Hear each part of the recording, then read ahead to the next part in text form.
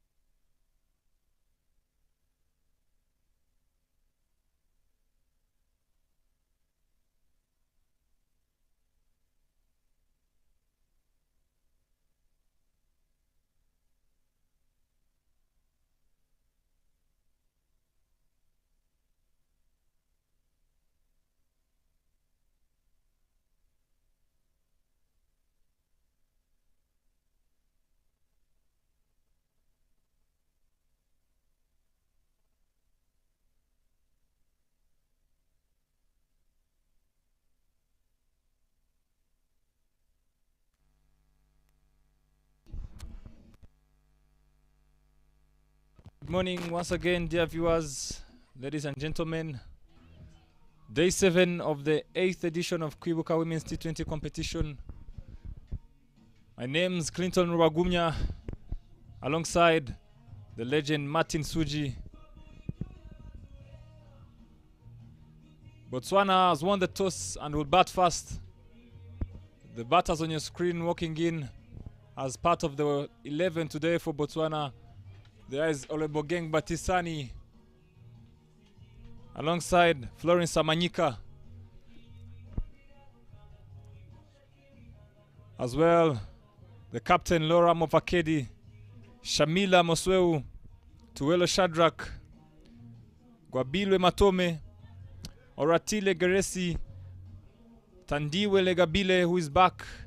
Tapelo Modise also missed out yesterday due to an injury just before the game. Is okay to play. O'Neil Ketsimang, player of the match yesterday, again in the lineup. And Mimi Ramafifi. Number 12 today is Tebo Motlabaputi, who played yesterday. And for Team Rwanda, 3 changes as well. In comes Clarisse Umtoniwase, Merve Uwase, and Katia Wamahoro to replace Josiane Nyirangundineza, Alice Kuzgwe, and Sifa Ingabire, who all played yesterday in that defeat to Tanzania. Opening the bowling for Team Rwanda is Immaculate Mhawenimana, as we say good morning to Mr. Martin Suji. Good morning, Clinton. Thank you very much. Coming into today's game, everybody wanting a win. Rwanda just looking to redeem itself from yesterday's loss. Botswana looking to capitalize on their win yesterday. Opening the bowling is Immaculate Mhawenimana. And facing is Florence Samanyika. The battle begins. Umpire on your screen there is John Trust Mayeku. And Prachapati. Fast ball. Full and loud appeal there. Good start, you'd say, from Immaculate. Straight on the mark. I can say today the body language of the Rwandan team is much positive than yesterday. Definitely they need to redeem themselves, so it's important for them to start from the very first ball.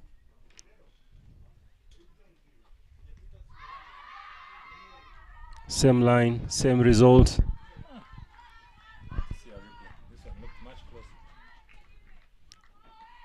All padding up, trying to get through the defense there of Florence.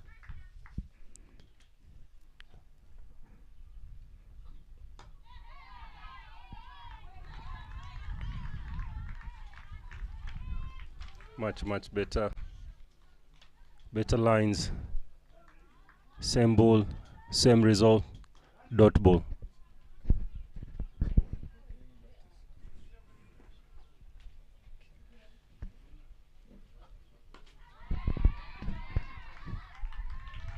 I like the line here. I like the line that Mhawenimana is bowling to Florence.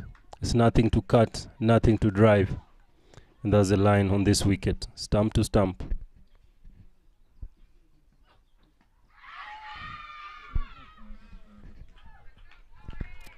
Same line, same result. They're trying to hit the pad here. Trying to crack the defense. They've gotten a single there.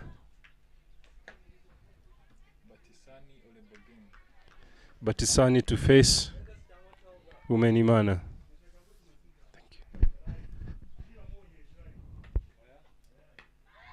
you.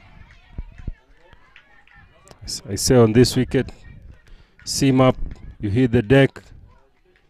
Definitely, the wicket will help you. It's looking at the dew that was there, of course, under the cover. As I said this morning, the ball will seam a bit and the ball will come up.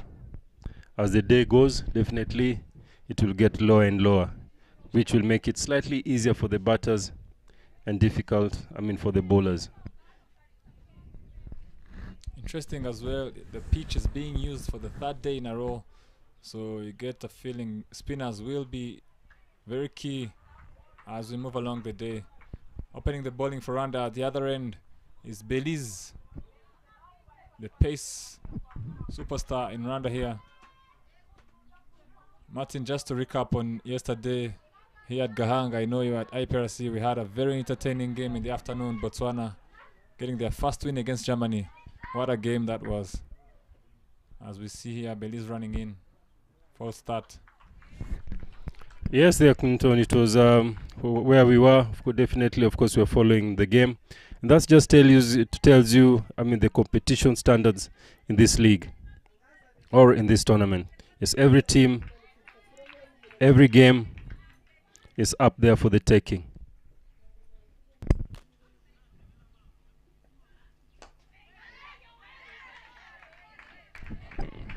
Seems the message from the coach to the bowlers is quite obvious. Ball stump to stump. Miss, I hit. It's that simple. Yeah. The Rwandans would want very, very little to chase.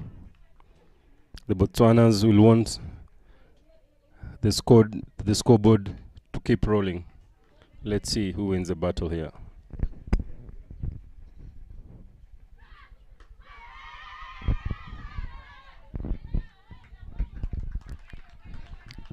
There's a market out there from the Rwandan team. There's a market. Everybody's buying. Everybody's busy. It's making it a very, very good competition out here. The bowler is being backed up, and the fielders are backing up the bowler. Lots of energy so far from the Rwanda fielders. They want to bounce back and pick up another win. Botswana, as we see Florence on strike here. Driven straight to mid-off, and they still don't go for the run. Good fielding there by Katia. Martin, you saw Rwanda go down to Tanzania.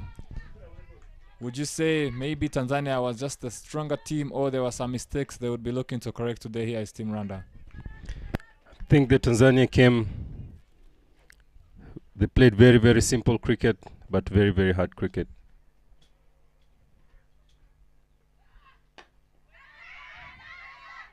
They bowled well.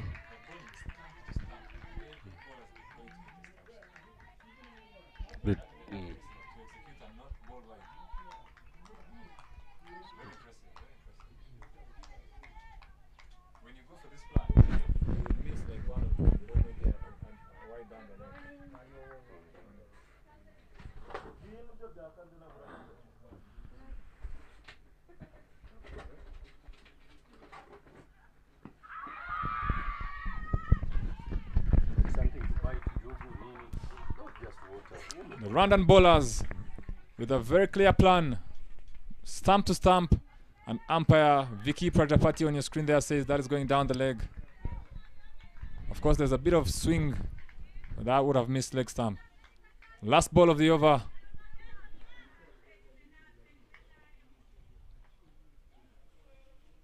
Belize to Florence. Short outside off this time. Ends over number 2, and the score is 1 for no loss. It's great to see Belize hitting the wicket with a great follow through. That is what she's made about. Yeah, that is what she's made of. As I said, the body language today is much, much better from the Rwandan side. It's maybe that free day they took a lot of rest, and it took them a lot. Some more time to get back to the competition mindset. Yes, mindset is very important. Here's how you use it. How you switch off and switching on is important. Katia dropping down to fine leg, and they have fine leg and third man as their protector.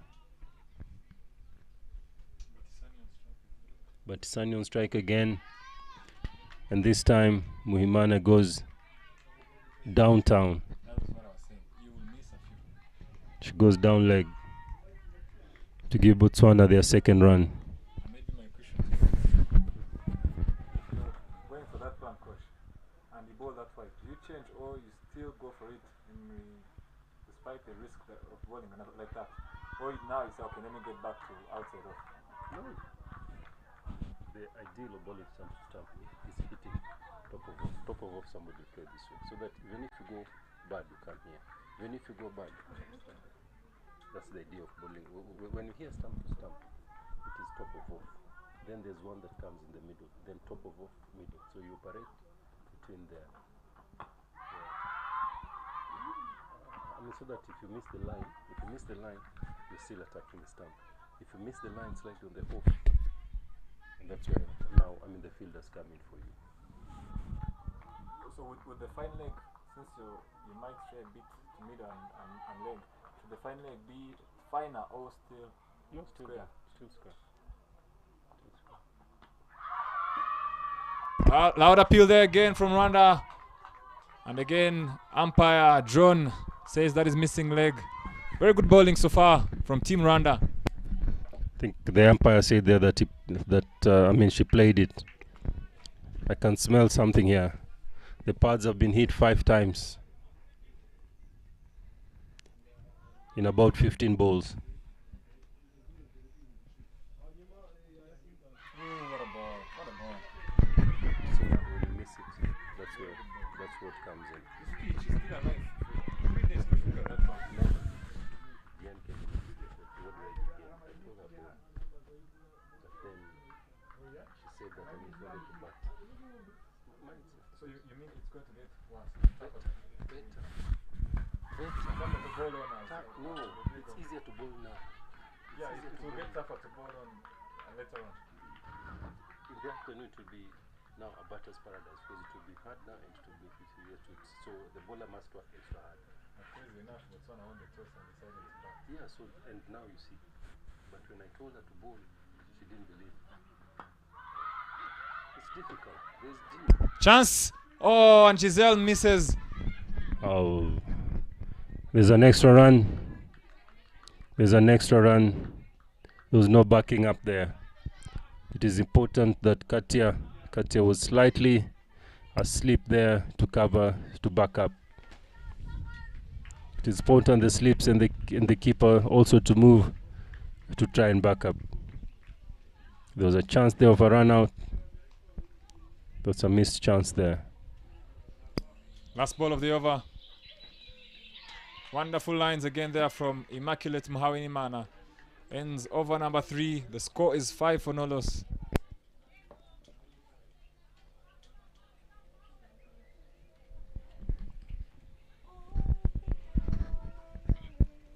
Five in 3 overs. This is great bowling by the opening pair. It's Muheimana, Immaculate, and Belize to continue. Hitting the deck hard now this morning will make it it's very, very difficult for the batters. Some ball will stop and some ball will go through double pace because of the dew. There's still some spots of dew on the wicket. If they use the power play well, it will be very, very difficult for them to get runs this morning.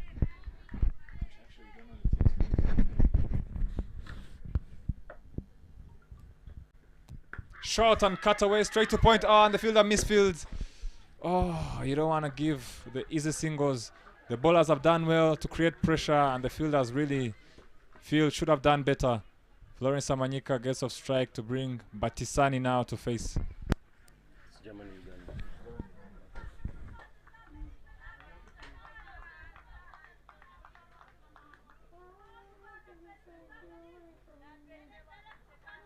Oh, that Fatuma was hitting the ball well. Wow. Sarah, we talked to yesterday here. Sarah, we talked to yesterday here. That girl hits the ball. Eh? So for some reason, it doesn't look like she's trying too hard. It's time. Yeah, here she's good. She doesn't miss because you see, because like of less movement left and right. So here she's very good. The balls that comes to her is very good. You have to find a way how to work. Florence Samanyika back on strike. In comes Belize. Short outside off and played deftly there. The ball is racing away. Is this the first boundary? And the fielder there down, a third man. Does well to keep it to 2. Clarice coming into the side there and doing something already, contributing, saving 2 runs for Team Rwanda. Martin, they started off bowling stump to stump, and now you feel starting to stray a bit. That was short outside off. This is why you need consistency, you'd say. Yeah, very true. And also the fielders should back up the bowler. Ball in the air. She goes on top. Florence goes on top. Semanyika goes on top. That's a good shot.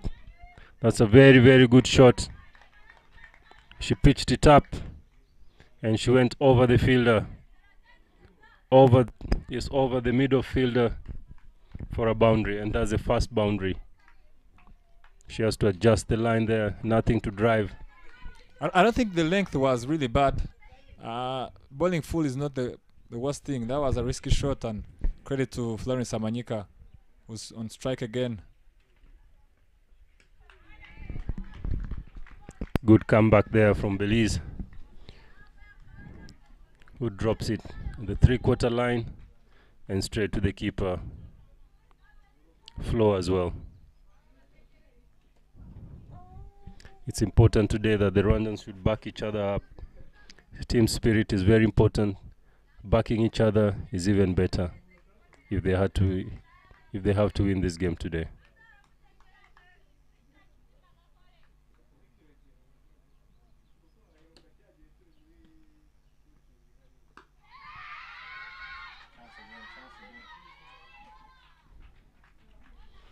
That's a good run, drop and run, soft hands.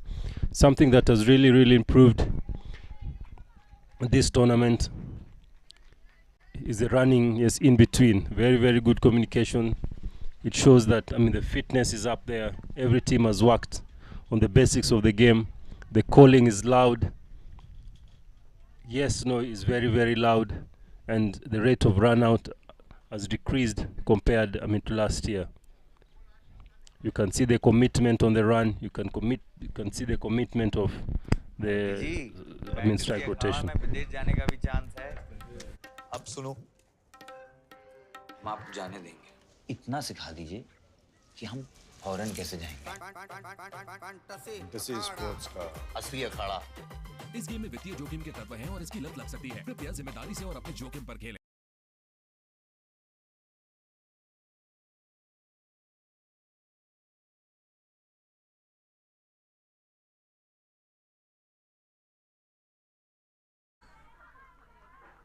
And now they think that it was my boss.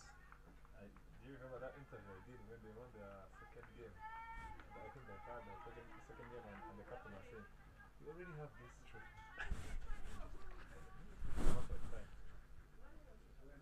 They wanted to be given that time. They didn't try that time. And I told you at the start that these teams we are talking about, Kenya and Uganda, Tanzania, I saw them train for the first time down there. Accuracy and energetic, and they said this team is not bad. They're hitting the ball. They're hitting the ball well. And they're not winning close games. They're winning comfortably. They're betting well. They're hitting the ball actually. I haven't seen much of Fatuma. I want to have a look. Fatuma is hitting the ball. Cut away there through the gap. There is protection at third man, and they decide not to come back for the second. The new bowler for Team Rwanda there is Ishimwe Henriette, who has been bowling okay for Captain Dian.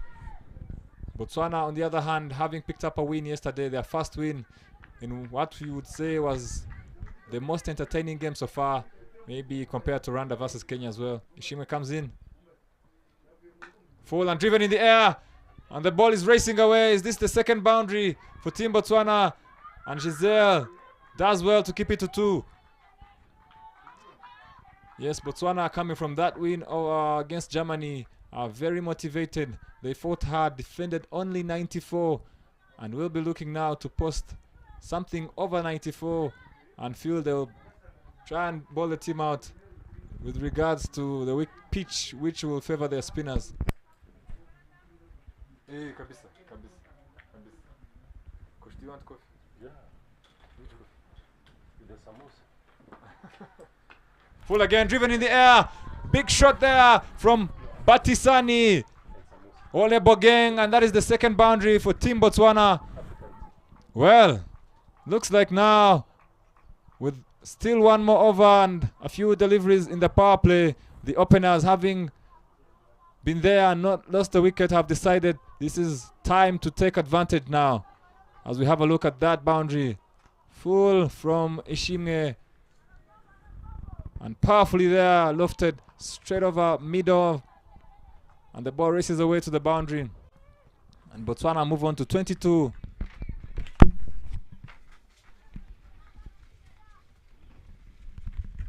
Ishimwe.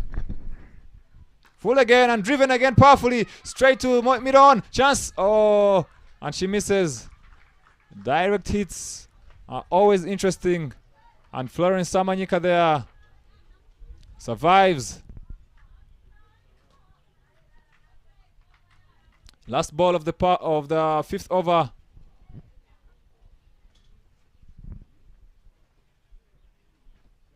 Much better line and length there from Ishimwe Henriette. Ends over number 5. The score is 22 for no loss. Is this Samantha? Yes, talk to me, Samantha. Talk to me, I'm here. Yeah, talk to me.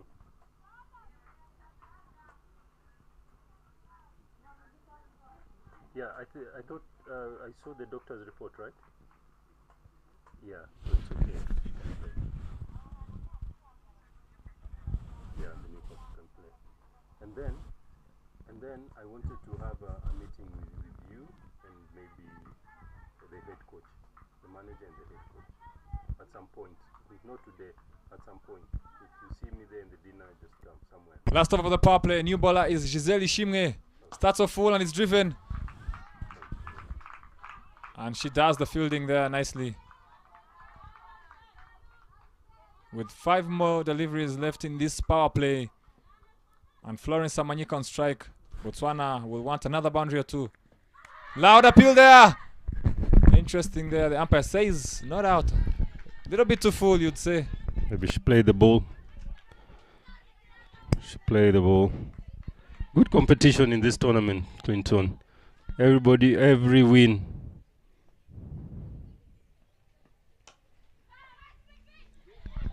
Oh my goodness. Another chance goes down for Team Rwanda. Coming into the lineup today, Melve there could not hold on at mid-wicket. And Florence Samanyika picks up a single. And for Botswana, crucially, they don't lose a wicket. Yes. No.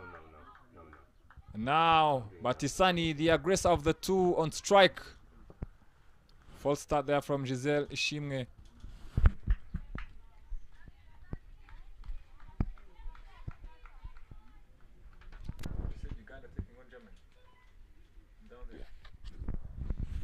Giselle down at IPRC Oval.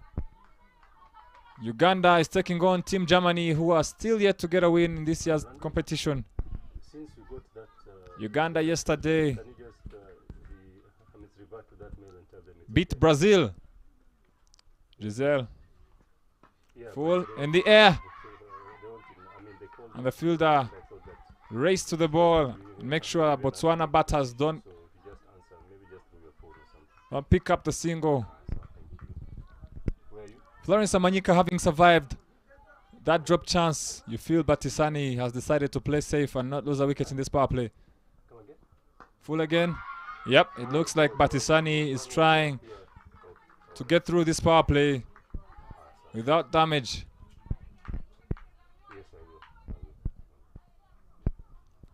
Last ball of the power play. What can Botswana? And Batisani pulls away there. Seems Giselle may have surprised her a bit.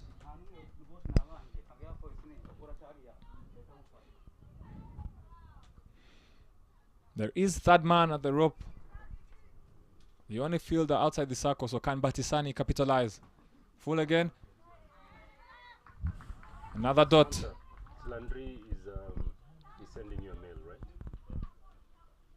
Yeah, Landry is And that is the end of the power play. And the score is 24 for no loss.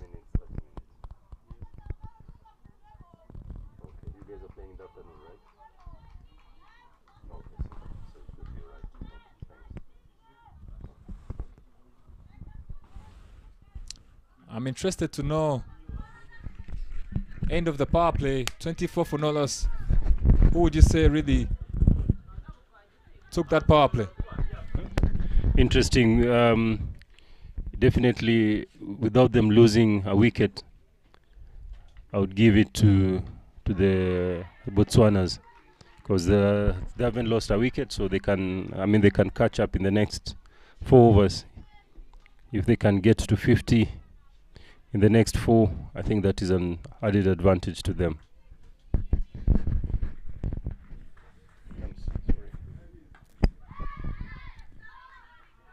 Good fielding there, but overthrow, the backup wasn't up to mark from Captain Dian.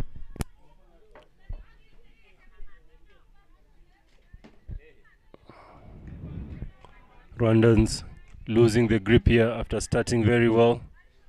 A drop catch, an overthrow now, not backing up.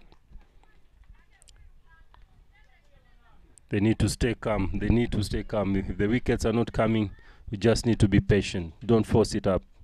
And Henriette comes, swing and a miss. Good competition here. You bowl a bad ball, I go. You bowl a good ball, I get a single. And Henriette continuing her second over. Facing is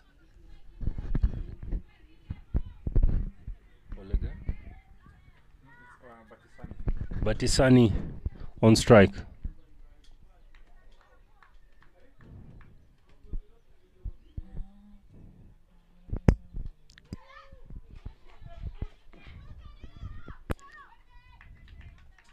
Very good calling. Yes, no, waiting. Those are good basics of cricket. It is important that, the Rwandans stay calm, even if the wickets are not coming. Just do the right thing, the wickets will follow you. Florence on strike.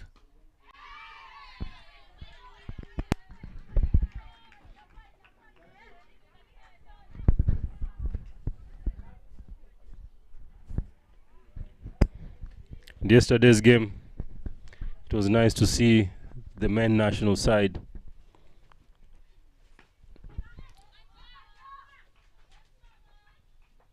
That's a good shot. And it's an over. Seven over gone. 27 for no loss. Interesting competition here. As I said yesterday, it was nice to see, the Rwandan men coming to watch and sitting together. It was really, a good sign, and I'm supporting their counterparts playing, which was very, very good to see. Sat together, all of them. Good. Good. Even invited today. Ask him how it went. He came after half an hour.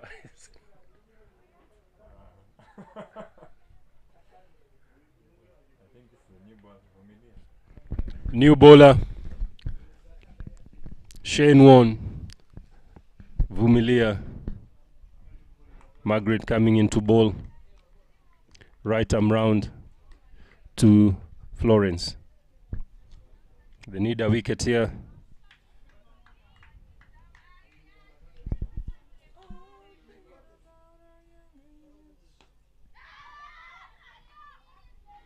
Oh, good awareness there to rotate of strike. I don't understand how Woodlands can be right and round. Where are you attacking? Which line are you attacking? The only time Is it leg stump or off stump? The only time it would apply is when you have a slip, a short leg there, and maybe a very short cover, and you don't want the LB, you just want an edge. But yes, why don't you want an LBW? So with this, you cannot bowl a googly. So now you've removed your weapon. The weapon for a leggy is googly, and if you're not giving yourself a chance to bowl it,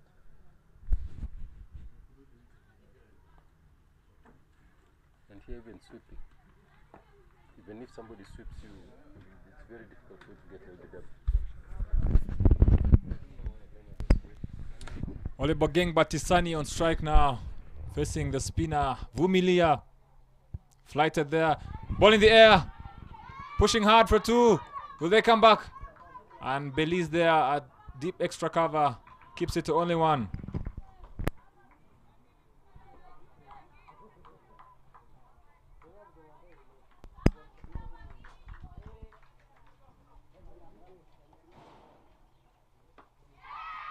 Very good running there from Team Botswana. They saw the opportunity there, scampered through for a very good single. Having questions for Alegi coming round here, Clinton. Yes, what is the line of attack here? Is it leg stump? Is it middle stump? And they will not get that LB obviously from that question, Martin. Coming round, very hard for Alegi to get an LB shout. I would think maybe the only logic behind her coming from round is she's much comfortable bowling from round and maybe she needs an edge. But if she does, then why not have a slip and a short leg? So interesting strategy there by the coach. Maybe by the bowler, because it's the bowler bowling now. Of course, you can see Batisani doesn't mind sweeping because she knows the chances of her being LB are very slim. Very true there, Clinton. Very, very true. They really, really need to do something very drastic to make her effective. T20 is a ball. I think she has removed the effect of googly, because once she bowls a googly. अब सीख तो गए, अब तो जाने दो मुझे। ठहर जाइए, कोई प्रॉब्लम हो गई तो कहाँ ढूंढेंगे आपको? फैंटेसी अखाड़ा का 24/7 कस्टमर सर्विस है, आपकी प्रॉब्लम सॉल्व करवा देंगे। कल जाने देंगे। फैंटेसी स्पोर्ट्स का असली अखाड़ा। इस गेम में वित्तीय जोखिम के तत्व हैं और इसकी लत लग सकती है। कृपया जिम्मेदारी से और अपने जोखिम पर खेलें।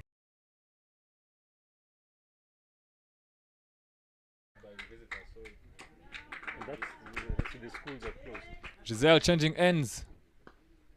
Starts off full. And is that a catch? First wicket down for Team Rwanda. Ishime Henriette takes the catch. And Florence Samanyika has to go. Giselle changing ends works. Fast ball. Played in the air there by Florence Samanyika. But not enough power. And Ishime Henriette takes the catch comfortably. And Botswana are now 31 for 1 after 8.1 overs.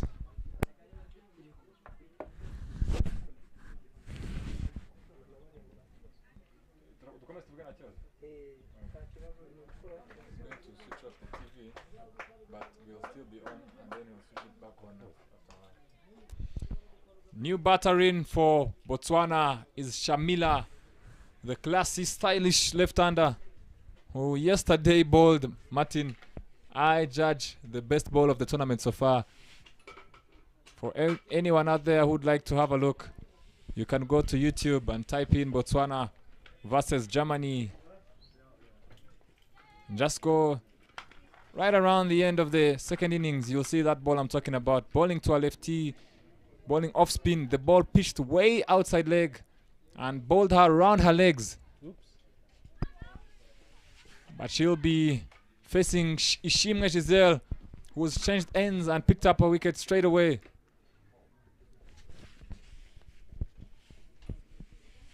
And Rwanda now sensing a chance to pile on the pressure, pick up dots and maybe create another wicket.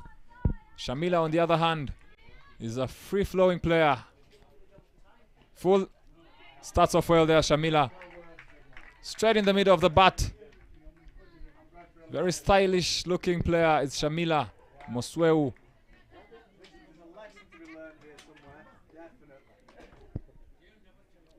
Comes Ijel. Walked away there on the on, pushing hard. And they pick up a single and Shamila is underway. And now the left hand, right hand combination of course will lead to so many changes every time they exchange strike. As we see from Team Rwanda here, Bringing in fine leg and pushing mid on down to long on. And third man. Interesting here after the power play. Captain Diane still only has 2 fielders outside the circle. She still believes dots and pressure, cutting the singles is the way to go. As Giselle runs in. Full. And missed by Olebogeng Batisani. Missed opportunity there to score a boundary. There is no protection at the deep.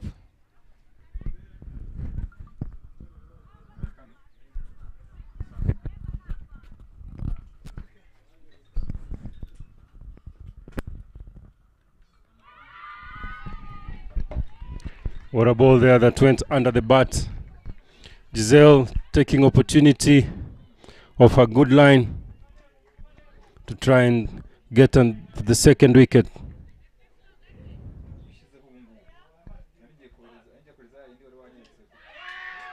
She bowls a slow ball. I think that was a Karan ball or a knuckle ball. Very good change of pace as Florence goes downtown and plays across the line. The ball just hangs back and beats her. She just played before the ball there. There you go again. If you look at it, was a knuckle ball, as they call it. And there it goes. The ball doesn't reach. Wait. Oh, playing London, facing Tokyo. That's what happened to Florence. Wonderful skill there from Giselle Ishimwe. Caught me off guard as well. A slowy out of nowhere.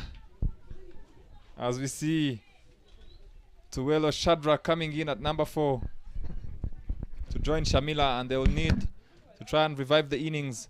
Both openers now gone with 32 for 2 now. 9 overs down.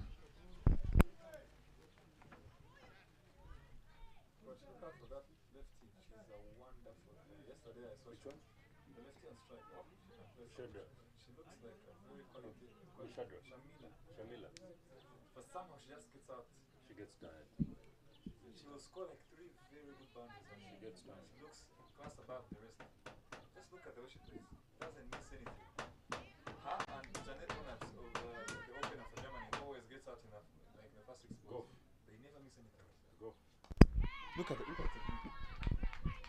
Shamila now being slightly watchful, having lost Batisani. And the spinner will see a chance here to pick up some dots.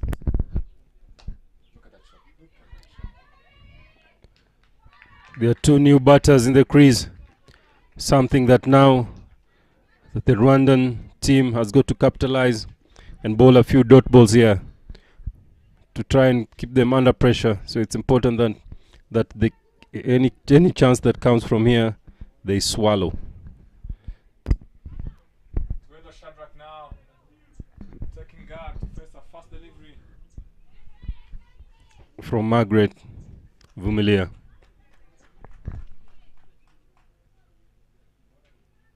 full. Beaten. I think it would have been important, Clinton, now to have a sleep, even if it's just one sleep for a couple of balls, just to put Shadrack under pressure. Interestingly, the captain opted for a deep square. Loud appeal. Oh, interesting there. The umpire raises the finger. I have a feeling that pitched outside leg. Let's have a look at the replay. Interesting. As we said, for Maggie coming round and bowling across.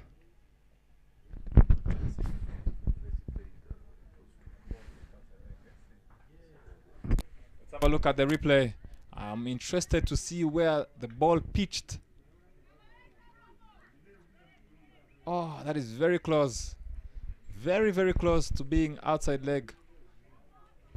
But the umpire says that is plumb in front. And Tuwelo Shadrack goes without troubling the scorers. And now the captain walks in. Try and revive the innings. Build a partnership with Shamila. Captain Laura now on strike. Taking guard on middle stump. Vumilia though picks up her first wicket. Chance to get another or two for Team Rwanda.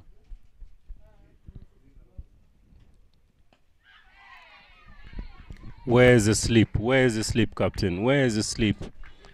So that they can be tentative of coming forward and bowl a few dot balls. For wherever there's a sleep, batters always have jitters coming forward.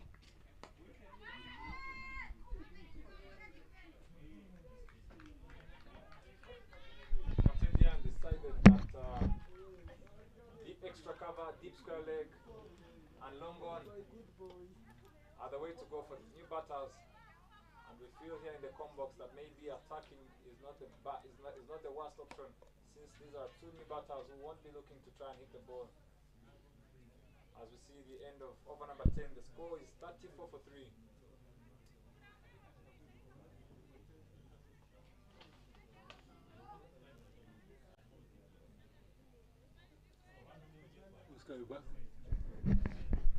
Giselle coming back for a third over, having been successful.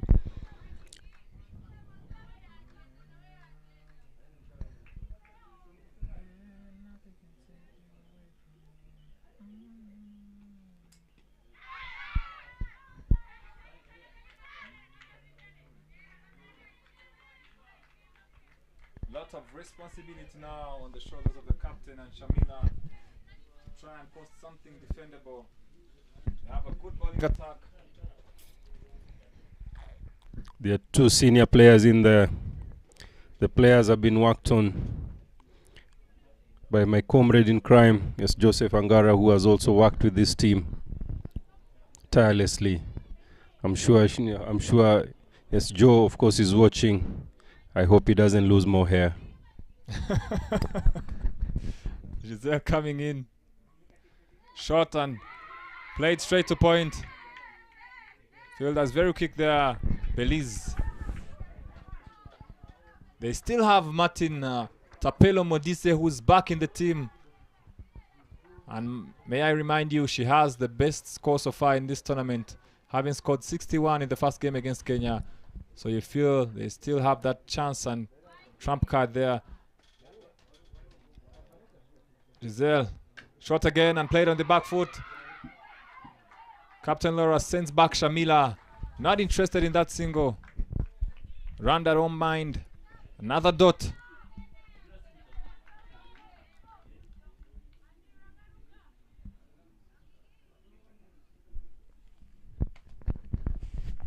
Shamila on strike. Played powerful in the air. They run hard for one. Will they come back for two? Good fielding there by Ishimi Henriette at long on. And now we get to see more changes as the right-hander comes on strike. Something the Botswana has done is to hit the ball straight. And if it's pitched up, they've gone hard straight with full face of the bat, making them a very dangerous side. So getting their wickets will not be easy. Giselle comes in again, bowls a slow ball, and it's whacked down to the cow corner. Today the cow corner looks busy. The cows are grazing there. There's lots of runs around cow corner. And the captain, you feel, could not miss out on that opportunity. And smacks the ball straight to cow corner. Another boundary for Team Botswana.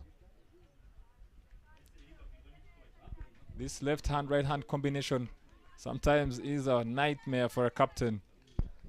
And maybe you feel the field setting wasn't the right for that kind of delivery.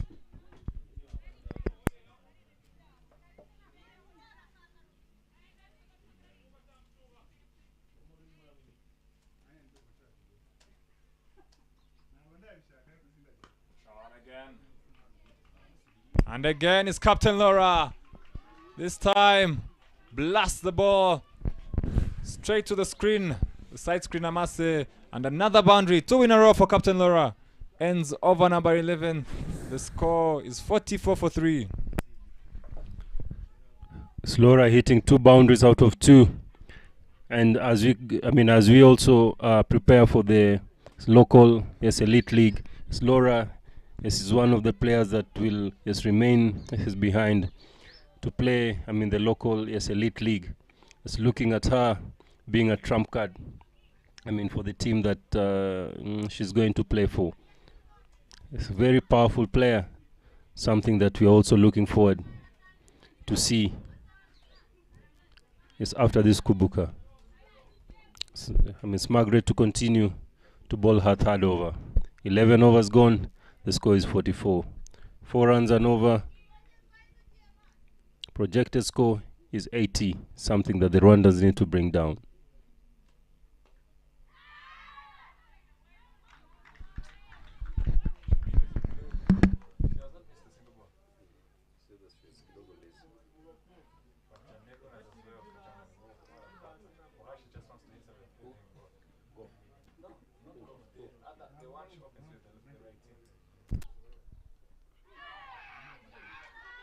Chance there for a quick run, and Captain Lara calls Shamila through, and they decide not to go for the second. Team Botswana, after losing those quick 3 wickets, are now ticking along slowly but surely, and this is a very key partnership for them to try and post something for their bowlers to work with. Bumilia bowling her third over to Captain Laura.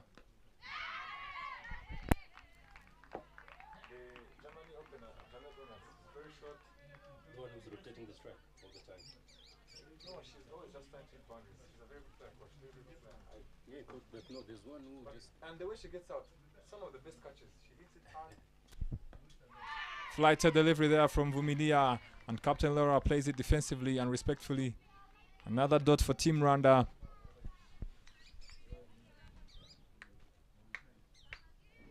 Will Laura decide to attack? Attempts the cut shot there, but misses. And the keeper collects. Last ball of the over. Flight again and played powerfully there to the cow corner again. And they push hard for 2. And the fielder in the deep, Merveille there, does well. Ends over number 12. The score is 47 for 3.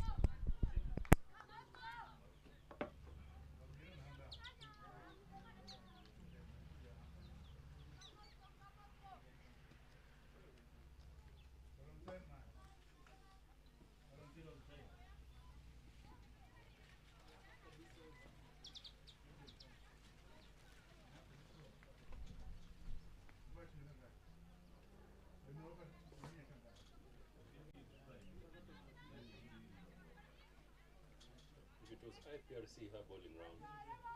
I don't mind. But here comes into ball. Ishimwe Henriette returns to ball. Facing now is Shamila. Umpire John Mayeku there on your screen. Henriette. Powerfully there played by Shamila. There is protection. And they pick up a single. Taking along is Botswana. The captain and Shamila hanging in there. Rotating strike. Waiting for the bad balls. Rwanda though has bowled okay so far. We haven't seen too many extras. And they'll want Botswana to get every run off the bat. Full and driven.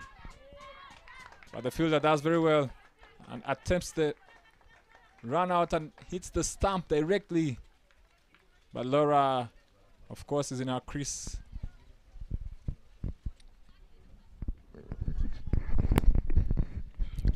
If you can look at the standings so far, Tanzania has 10 points. Kenya has 8 points after playing 5. Every team has played 5. The Nigerians have 6 points. The Rwandans are 6th with 4 points. Brazil 7th with 4 points. Botswana 7th with 2 points. And Germany yet to beg a point. Interesting standings here. How can Germany really try and turn the tide for themselves? Because as we see, Ishime coming in full again. Big hoik there to the leg side, and they push through for a single. Yes, Martin. The Germans just need to play positive cricket.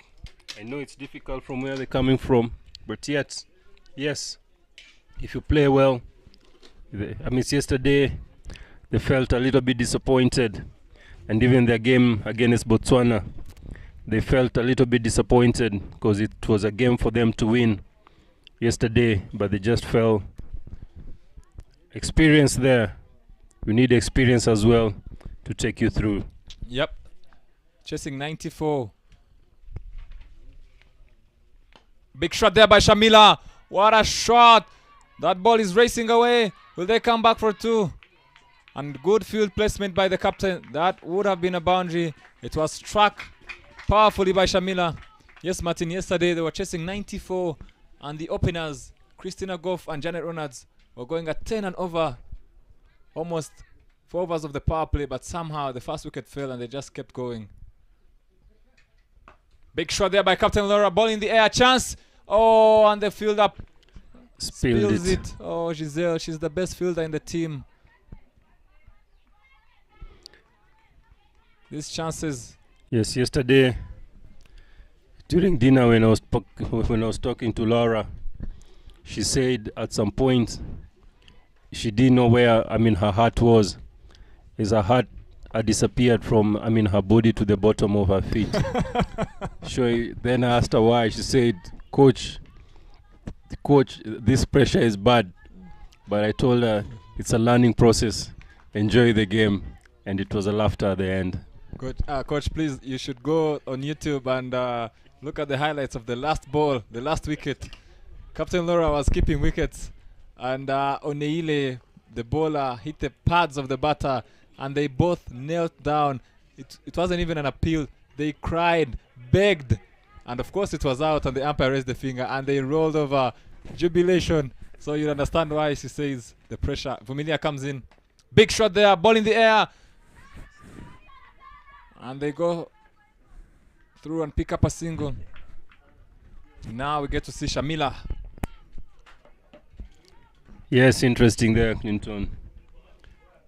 Pressure is a good thing. So when players are going through it, it just makes them learn.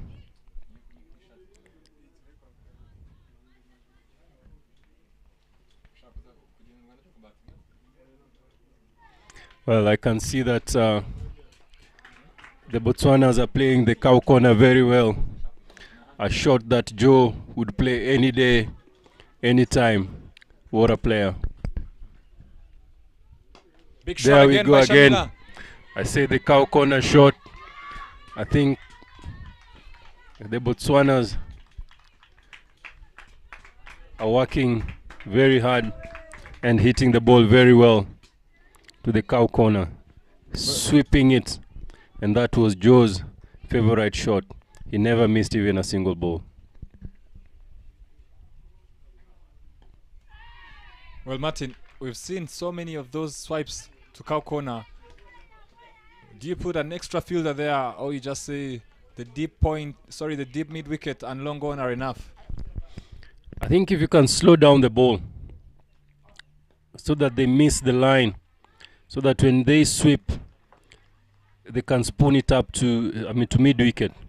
It's also working with your trajectory on the ball. Vumilia. Cut away in the air, but through the gap. They're running hard. Will they come back for two? And yes, Shamila calls Captain Laura through for another run, and they pick up two.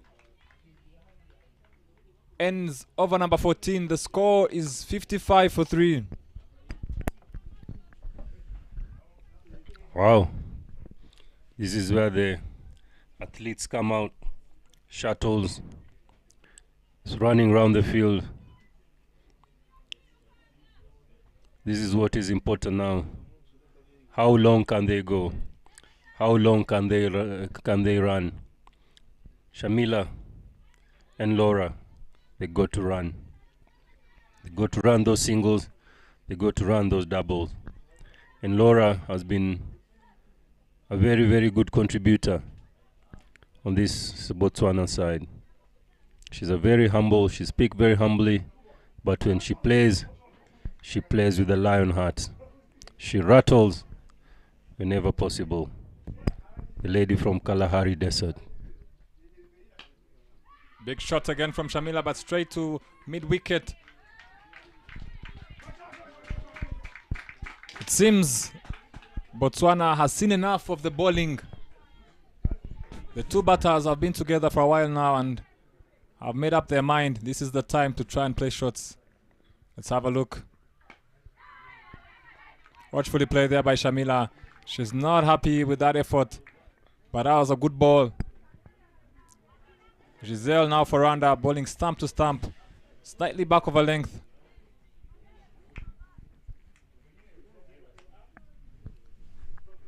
Full this time. Shamila misses. Very ambitious swing of the bat. I don't know if Joa sent her a text that anything you get, you swipe it down cow corner. Pressure now. Short and cut away there beautifully by Shamila, who picks up a single. Very good timer of the cricket ball is Shamila. She seems to be in some discomfort. I just of course, also want to thank the Botswana board, for making it possible for these girls to be here. Faiz and your group, asante sana. It is a very, very important, it's very, very important for the boards to work together to make such competitions to go on, because if there's no cooperation, if there's no friendship, if there's no understanding, then definitely it will be difficult for Rwanda to host this tournament. So the German board, Brazilian board, Nigerian board, Ugandan board, Tanzanian board, Murakoze Chane. As Shamila is down. The physios, are on the field and are attending to Shamila. It seems like a cramp to me, so we hope she'll be fine and continues. And of course, Martin, let's not forget the other countries and the other cricket boards who can also participate. Rwanda cricket, we know, is always here with open arms. There are so many other boards out there, Ghana, Namibia, who have actually been here before. We would like to see more teams and more countries participate. Very good initiative here, and it's for a good cause, remembering those we lost, families we never knew. And that is what sport really is all about. Spot on there. It's important that if you want to be part of it, if you want to be part of this, if you want to be part of Kwibuka, you are most welcome. All you need to do is contact the Rwanda Cricket Board, and as you can, of course, you can work together to invite you here. I also thank the Zimbabwe, the Ghana, and the Sierra Leone for for being part, even if they didn't make it. But I'm sure the 9th edition, yes, will be here. Well, I'm having surprised. I don't think a cramp should be really anywhere near the knee part of the leg, and seems there was something there wrong with the knee. I may be wrong. She's in a lot of pain there, and I don't think she'll continue. I don't think, Martin, this is anything as simple as a cramp. I think there could be a long-term injury here. This is a knee injury. Oh, knee injury. She's pushed herself. She's really, really loved this tournament. This tournament means a lot for Shamila. Playing in Rwanda means a lot for her. For the doctors to walk away with her. She's in pain, she's in tears, but hopefully she'll be strong. She's a motivator She inspires every single girl. It doesn't matter which country. When the Rwandan girls were going to Nigeria, she posted a motivational clip that was shown to the girls during their camp, and the happiness that the girls had just for her to thank them was just amazing. Thank you very much, Shamila. You are a hero in your own right. All shall be well. We hope she gets better and can keep participating in this tournament, and it's not something very bad for her. And now the new batter for Team Botswana at the non-strikers end is Matome Gwabilwe, joining Captain Laura, who's just lost Shamila. And now you feel again she has to be there and build a partnership. Rwanda, though, can take this chance and try and build more pressure, bowl more dots, and make sure they don't have to chase a bigger score. In comes Giselle Ishimwe. Short and pulled away in the air by Captain Laura. They're pushing hard and they pick up a single. If Rwanda has got to get this score down, they got to get Laura. Laura is dangerous. Laura is a lion. She fights hard. She hits the ball well. She runs hard. And she's a fighter. She doesn't like losing.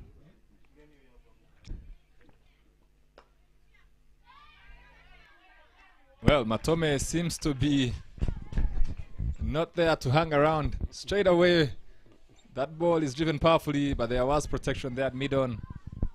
Ends over number 15. The score is 57-3. Yep. Afternoon game. The Nigerians are here versus Tanzania. Don't leave the screen. If you don't have bundles, get it. Get more bundles, because today they're very, very good games. From Kigali, Rwanda, the land of milk and honey. It doesn't get sweeter than that. Change of bowling. Henriette Ishimwe comes back to bowl her last over.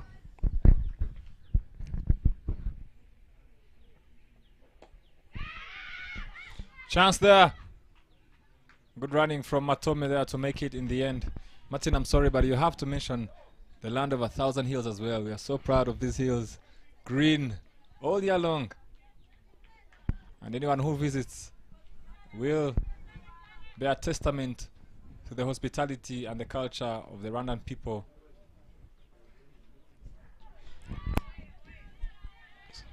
I'm sorry, Clinton. I know there, of course, you got a little bit emotional that I didn't mention the full package. Here's what Rwanda can offer in terms of tourism. There are the gorillas there as well. There's Akagera Park. Don't miss it. Don't blink. No, it's very easy actually. There's one way to find out and experience the wonderful land of Rwanda. Visit Rwanda and you'll see for yourself, or you can actually first go on YouTube and type in anything. You'll see many reviews of those who have come and many videos who have loved the place. Shot in the air, powerfully hit by Captain Laura. Another boundary. Still fighting hard is Captain Laura. Said Laura is a thorn here.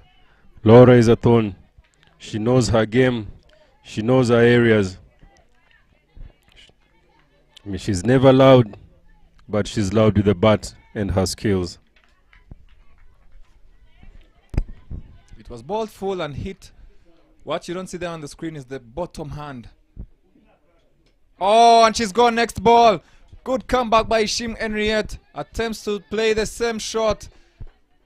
She loses her shape there. Oh no. Now Botswana.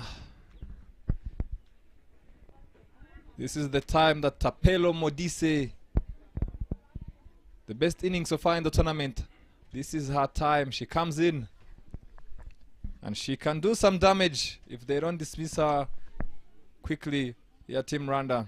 But you can see on screen Captain Laura very disappointed. You cannot blame her. With only 4 more overs after this one left in the game, she knew she had to start playing some shots. She's done her part. to lay a foundation for the launch, giving, I mean, the tail end batters to use their bottom hand, which is very, very, it's a good ploy, it's a good plan. Hope Shamila will be back to finish the innings whenever possible. Now for Team Rwanda, they need to be very aware that Tapelo Modise is very good playing the sweep. Do not go anywhere near her pads or even short outside off. She is very good on the cut as well. And she doesn't play the defensive kind of cricket. She is very attacking, as we see Ishime coming in again. There's Tapelo Modise. Chance of a run out. And the umpire says yes. Oh no, Tapelo Modise. Fast ball is run out. Called there quickly by Matome. And they lose another wicket. 2 in succession. That is very good fielding there, but I doubt the position of the umpire there, Clinton.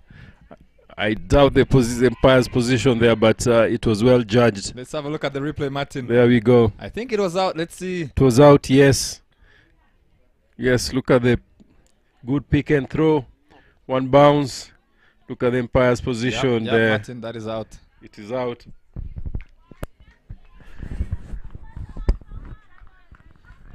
Of course, we don't have DRS here in Rwanda, but I'm telling you, in the coming editions. Oh yes, I totally agree. The game is growing bits and bounds, but it is important. There we go again. They don't stop taking runs. They don't stop taking runs, the Botswanas. They keep running. Risky single again, Martin. I don't know about having lost the wicket to a run out. No, I think, yes, I mean, this comes, I mean, from their coach, who is a Kenyan, who just keeps running, keeps running, keeps running. And there you go. I can just see on your face, Martin, there could be some memories. Would I be wrong in assuming you are a victim to Mr. Joe and his running back in the day? He's a guy who used to drive the ball. Even if he drove it, he used to reward himself by taking a single. It never mattered whether he could call the whole world one, and for sure, if you're, I mean, the 9th striker, you just have to go. 16 down. The score is 65 for 5 for Team Botswana. Giselle bowling a last over. Matome on strike. Short and loud appeal there. That was going way over the stumps. Top of the stump there.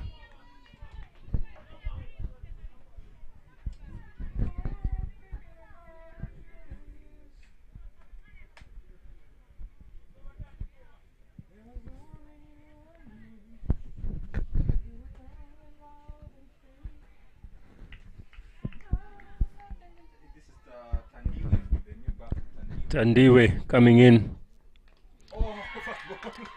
Fast ball, she's gone, Martin. Tandiwe.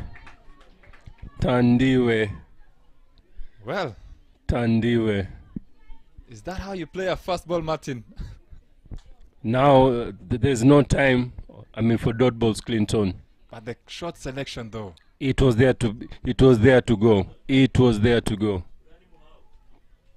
It was there to go. As Muhawe comes back. Muhawe comes back. Muhawe comes back. It's not Giselle bowling her last over. It's Muhawe who is back. And yes, she cleans up Tandiwe Legabile fast ball. Well, Botswana now 66 for 6. Can they get up to around 90 again, or even 100? I'll be fine. With 3 more overs after this one. Thank you. Yep. Muhawe comes, bends her back, and that ball had some pace behind it. She's a thrown as well. She's worked hard on her bowling. And she's a sister to Sifa.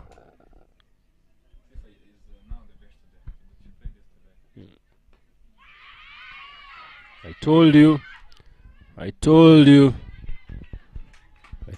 they keep running like somebody I know. See, she played the shot and she was off. The new batter there, Oratile, getting off strike to give the strike back to Matome.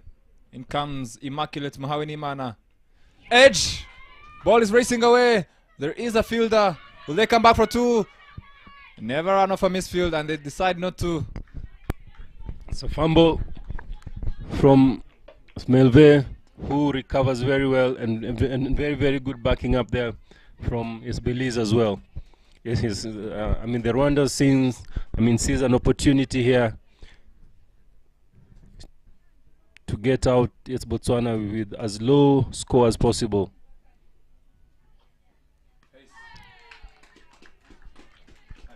That was pace. That was pace. The girl has had some, she has some pace here. And she's hitting the wicket really, really well. A day 3 wicket. Been played on for 3 days, and Muhawe is still bending her back as she comes in again. Valuable dots here. She's producing for Team Rwanda. 17 overs down. The score is 68 for 6.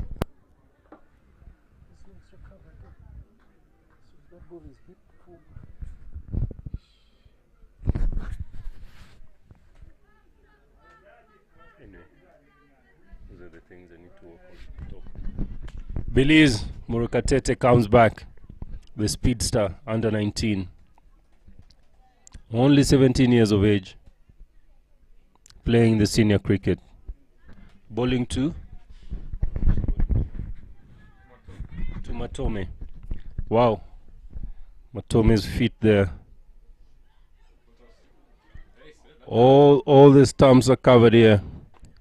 All the stumps are covered. It's miss, I hit. If you come on the stumps, there we go.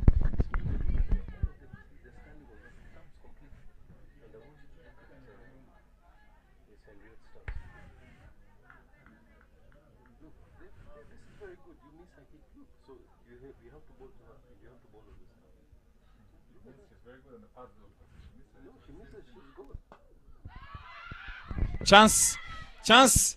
Oh, and she misses. Henriette is the fielder. Direct hit would have been very interesting.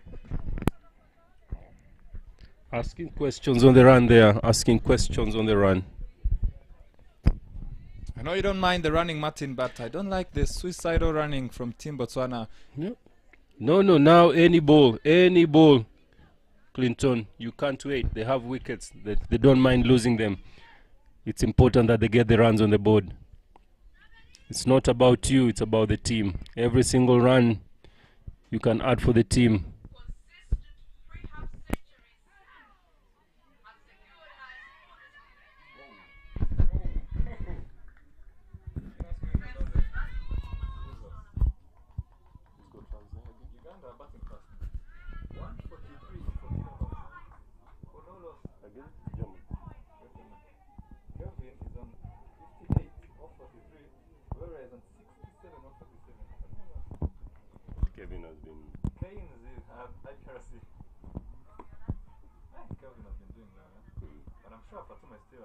It's because she played here.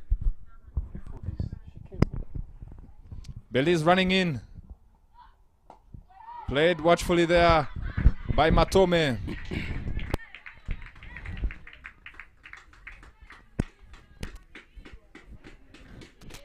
Down at IPRC, Uganda batting first. Taking liking to Germany bowling. They are 146 for no loss in 14 overs. And they're piling on the runs.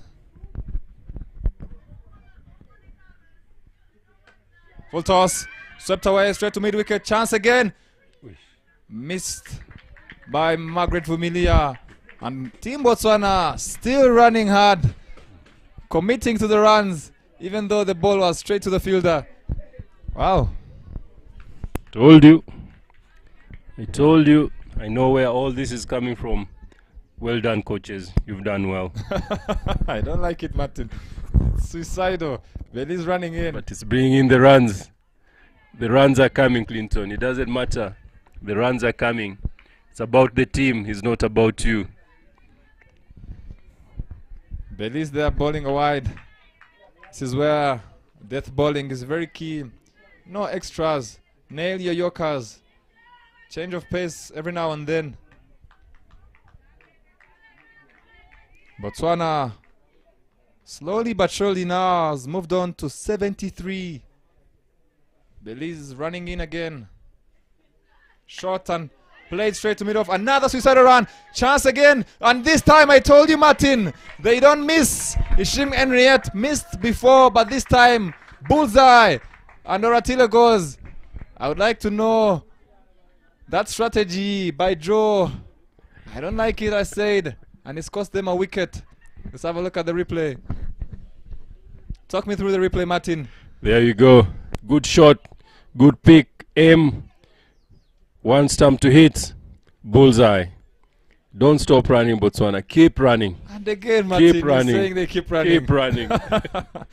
I don't want to be bowled out with still overs and deliveries left because of suicidal running. Keep running. Avoid dot balls. On the other side, Uganda are 152 for no loss. Kevin Awino, the broom again. 65 in 45. Gloria Abuko, 69 of 48. Runs galore in IPRC. You have to feel for Germany, Martin. Still yet to get off the mark, and they have to face up to that. They might need to chase something around 200 if they are to get their first win. Very tough cricket this. They've come to learn. They've come to learn the hard way. That is the only positive thing that they'll take home. They'll take a lot of positives from this tournament. It's not about winning for them. It's about the learning curve. And if they can learn and go better cricketers, that will be great. New batter is Mimi Ramafifi, but on strike is Matome. Full and driven. And this time they get the single. Ends over number 18. The score is 74 for 7.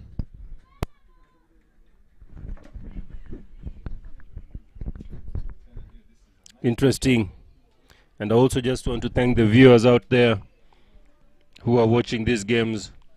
It's very nice to see that we people are following the girls cricket, women cricket all over.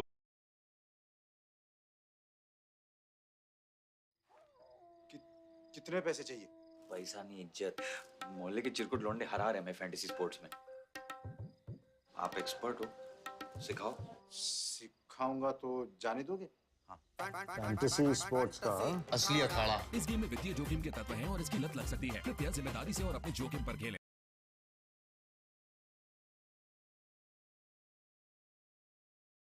To bowl her last over. Facing is Matome.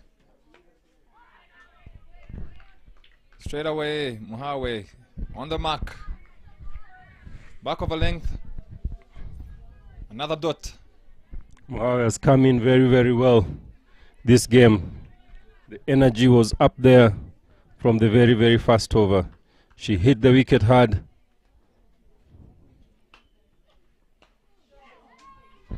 Shot there from Matome. Martin, I think there is a competition between Muhawe and Belize in regards to pace. When Muhawe bowls from that end, you can see there is effort. And when Belize comes at the pavilion end as well, you can hear the grunt bending her back. Of course, there is some wides there that you'll concede in that kind of cricket. But I like the competition by the two youngsters. Yeah, very true. They say that you compete amongst each other and it brings the best out of the team. And of course, you know I love pace. As we see Immaculate again bending her back. Another chance. The throw is at the wrong end. Oh, what a run. Good cricket there. Good cricket all over. Good stamping there by the keeper. Okay. I just want also to remind you that Joe playing his debut against India in donkey years. It's bowling for, it's bowling to India. He bowled 4, maiden, of course, overs to, the mighty, Sachin Tendulkar. What a spell there, Joe. And for those that are wondering, Joe means Joseph Angara, the Kenyan legend. Muhawe comes in, shot and pulled away. Lovely shot there by Matome. And the ball is racing away. They come back for 2. And Belize does very well there. And yes, good running. They come back for a 3rd. Very well done. Matome unbothered by the pace. Immaculate goes short, and we see the pull shot come out there from Matome. And Botswana ticking along. 79 now. As Mimi Ramafifi now on strike, facing up to the pace of Immaculate.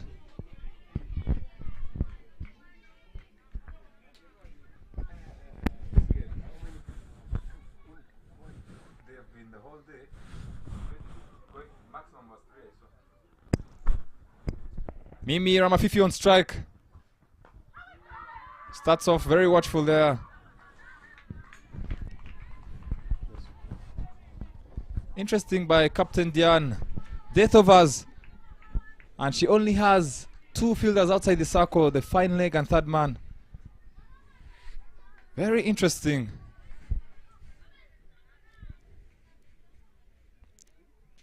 Last ball of the over. Full. Big swing of the bat there from Mimi Ramafifi, and she misses. Ends over number 19. The score is 79 for 7.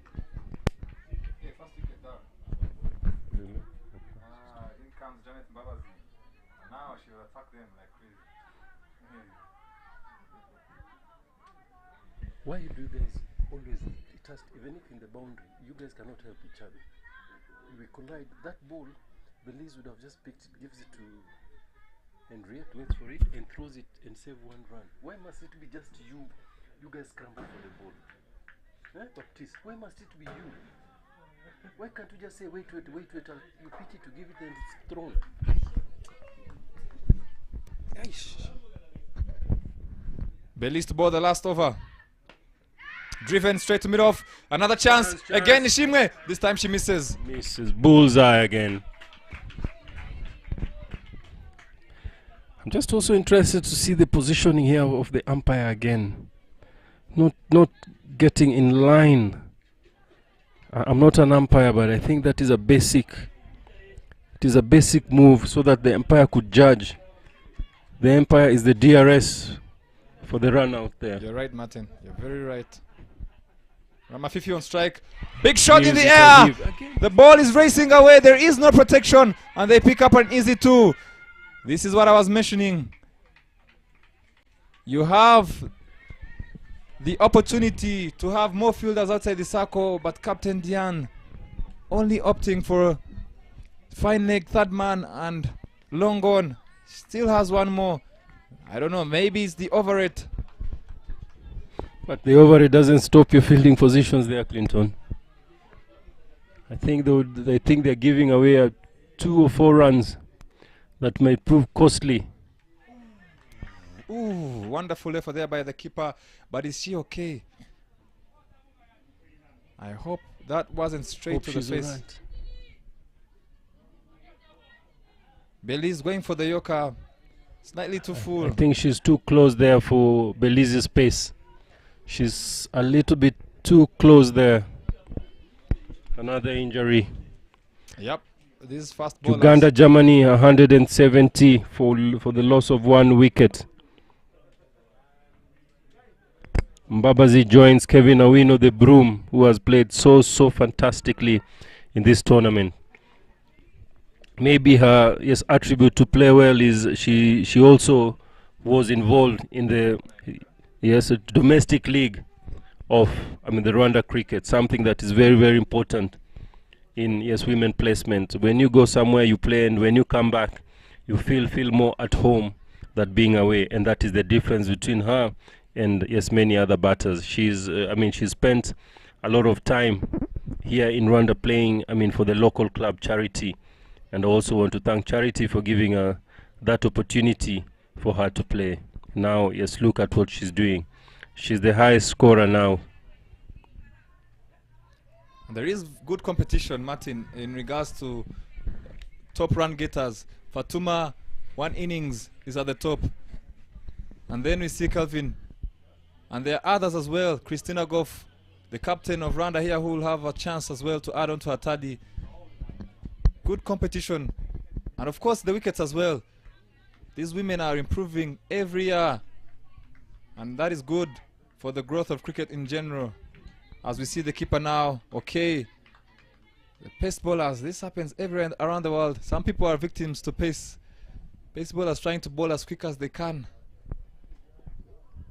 And the keepers have to take those bullets straight in the hands. And yes, that was on the arm of the keeper as Belize runs into ball. Another chance. Again, throw at the wrong end. No limit for speed here, Clinton. No limit for speed. Sometimes the faster it comes, the farther it goes. Yeah, that is very true. Sometimes you bowl a bullet and a missile returns. you take cover. Belize. And there we see a big shot. Save your legs, please. Matome. Correction. Ramafifi. Oh, yes, it is Matome. With the big shot there, down to deep mid-wicket. Picks up a boundary. Yep. Try to bowl too quick. You lose your line and length. And the batters here at the end, they don't miss out. Another boundary for Team Botswana. I think here there's a field placing here. They need to protect themselves. They need not just to protect the singles. They also just need to protect the boundary. There's no field protection again. Still, there is no protection. I'm worried here. I think the Rwandan captain has given the Botswana team 10 extra runs. Last ball of the innings. Big swing again. Short again. Running hard. On the leg. Will it get to the boundary? And they pick up another boundary. Team Botswana. These women are fighters, Martin. I saw it yesterday, defending a very low score. They are never down, always pushing hard. And Matome, what an effort. Will it be enough for them to defend and pick up another win? The score is 91. Let's have a replay. Very good. Very good there from Matome, but you have to say the bowler. Down the leg, really. With fielders on the off. And Rwanda will need 92 in 20 overs to win this game here at Gahanga Oval. At IPRC, of course, Uganda still going strong. At 181 for 1. Kevin going for her 100 there. 19 more to go. Kevin the broom. She's sweeping, swiping, wiping. Smashing. 81 runs. 19 to go. Keep going, Kevin the broom. You are cleaning well. You are doing the right thing. Keep going. Rwanda needing 92 runs in 20 overs. We'll be back in 15 minutes for the chase. Don't go anywhere. Thank you.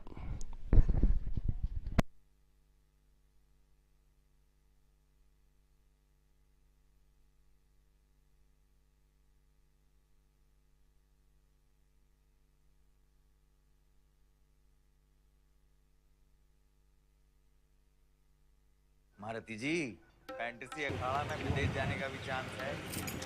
अब सुनो, माफ जाने दें। इतना सिखा दी फौरन कैसे जाए। किसी स्पोर्ट्स का असली अखाड़ा। इस गेम में वित्तीय जोखिम की तरफ है और इसकी लत लग सकती है। कृपया जिम्मेदारी से और अपने जोखिम पर खेलें।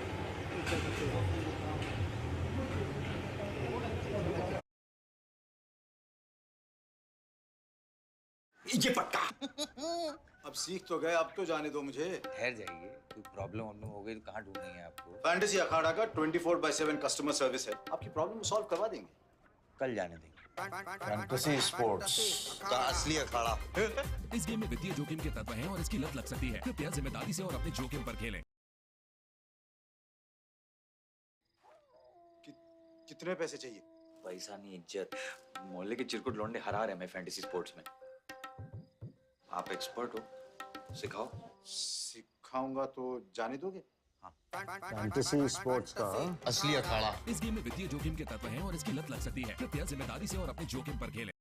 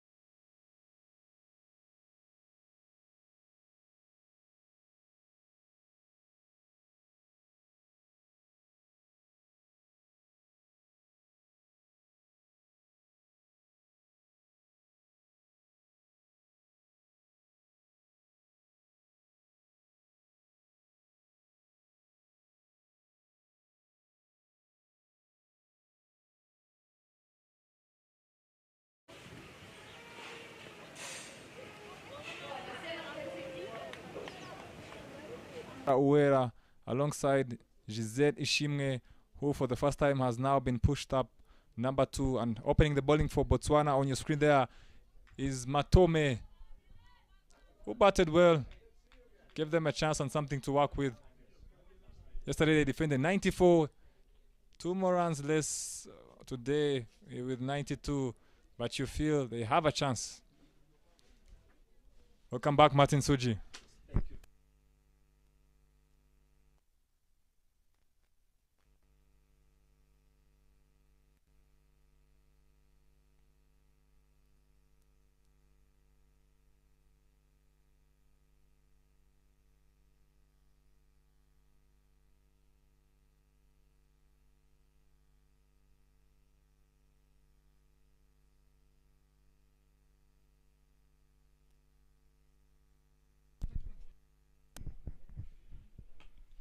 Busy man indeed. Never sleeps. He handles a lot of property, a lot of business. We had a business meeting today. Busy guy.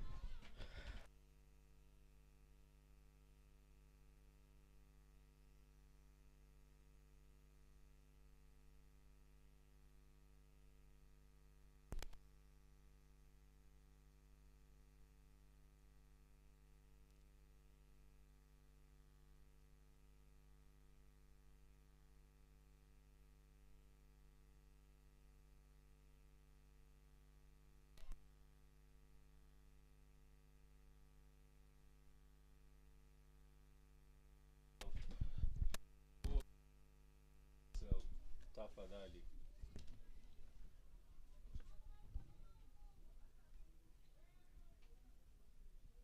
Sarah Uera. Yes, Matome. Sarah drives again.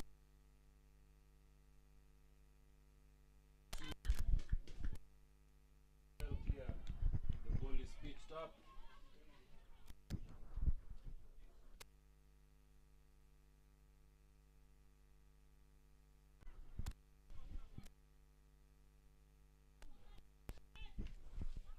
Welcome, Bob. I know you had a busy day, you had a busy morning.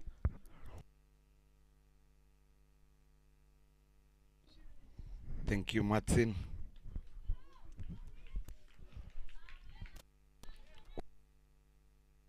Love the way Sarah has switched her gears from a strike rate of 80, and now in this tournament, good from Sarah and the Rwandan side.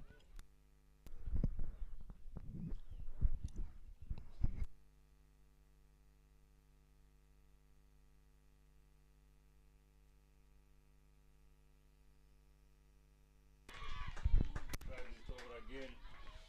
Sarah, one too many.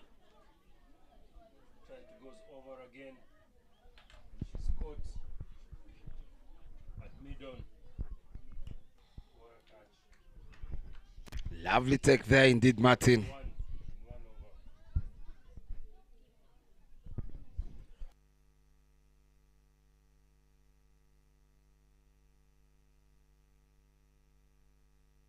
She's caught by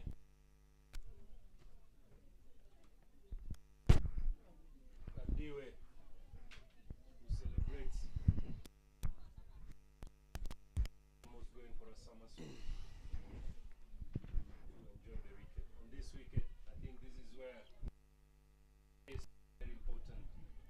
And the master class there also during his playing days is their head coach, Joseph Angara, who had, it's one of the deadliest, and I mean deadliest slow ball that he bowled one to Carl Hooper, and Carl Hooper almost just broke his knees. He played 4 shots, cut, drive and pull. What a ball. As Tandiwe comes back to bowl, Metome comes back to bowl to Alice.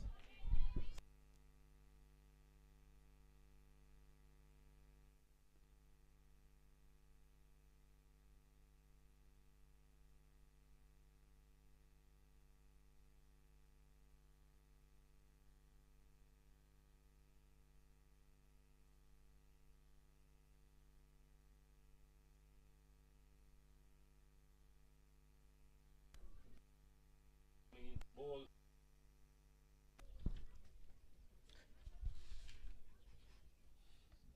Is Olnela. Nela.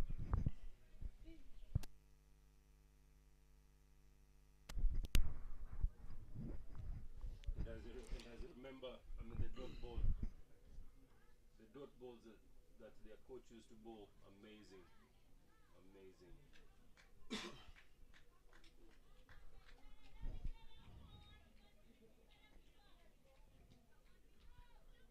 Nail coming into ball. A fast over from the banana plantations end. Katia facing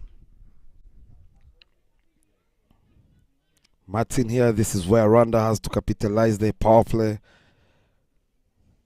Full there, pulled away by Katia.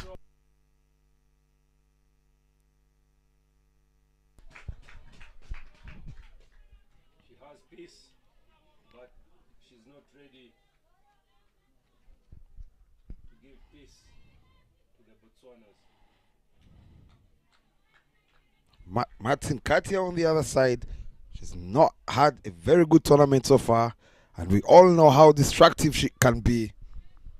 If she can play only 6 overs, I bet the game will be in Rwandan side.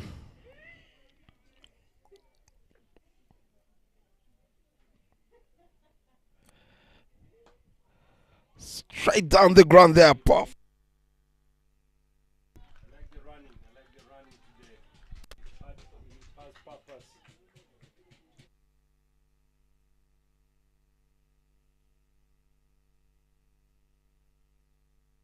The horn by the bull, whichever way, depends which country you are in.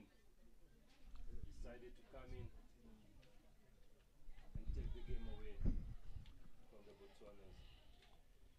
They say the only way to attack is to put fire burning.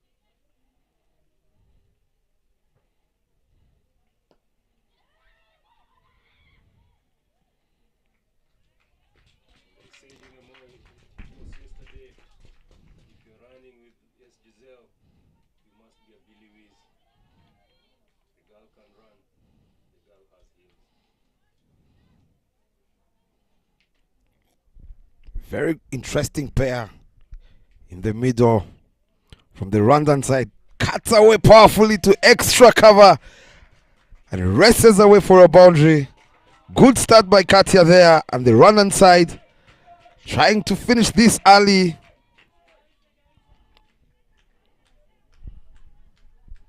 they have a plane to catch? Yes, they do. Katia bouncing anything off the line.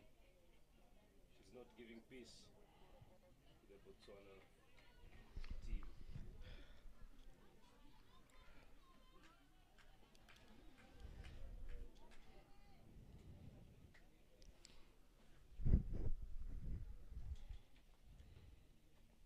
Short ball again. Well driven. Now mid off for an extra single.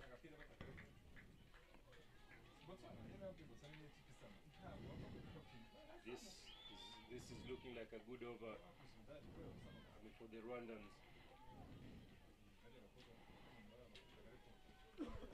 Martin, as I was saying earlier, this is where now Katia has to capitalize and cement her number in the Rwandan side. We've seen so far she's been on and off, and that brings us to the end of the second over. The scoreboard reads 15 runs for the loss of 1 wicket. Very true there, Bob. They have to capitalize on the power play, on the loose balls that would be on offer, and run hard as in between as the wicket. If you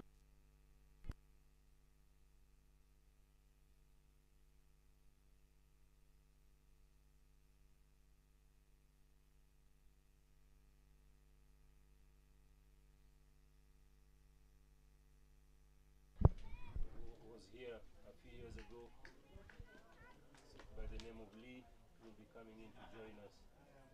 Talk to us about what's happening in his development and what he has come to do. mean for Rwanda cricket.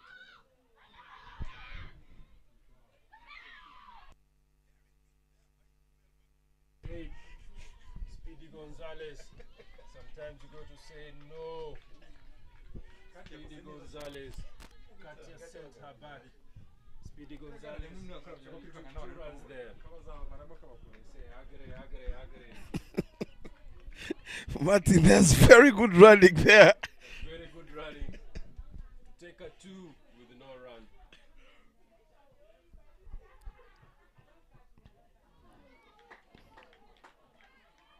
Interesting. And I say, I would wait to see in the local league. Giselle is running with the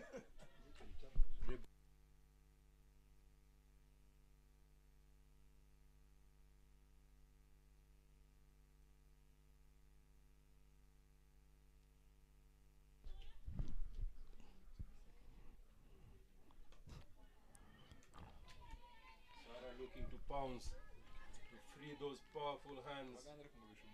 Katia.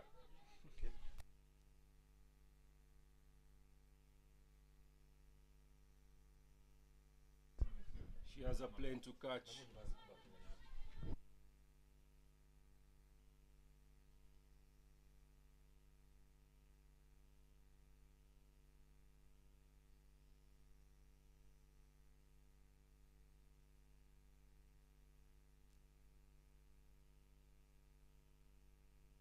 Left there, Martin, by Katia. Tommy charges in hard, Martin. I remember once upon a time, Joe telling the keeper, the catch is coming now. Let's see if this is the same message.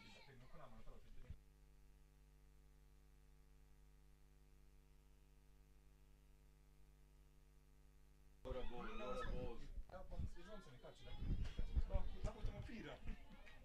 Shadrach backing up there, the bowler, patrolling the covers. Very good comeback there, Martin, by Matome. This is the Clapton storm.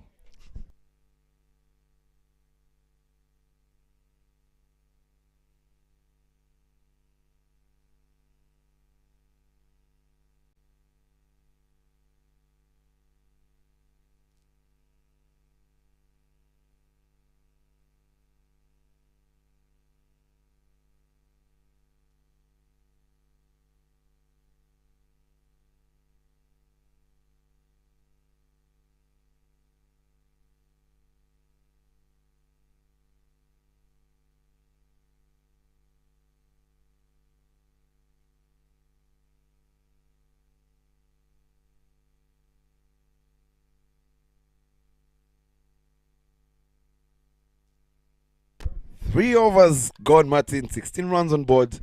Only 1 run from Matome's second over.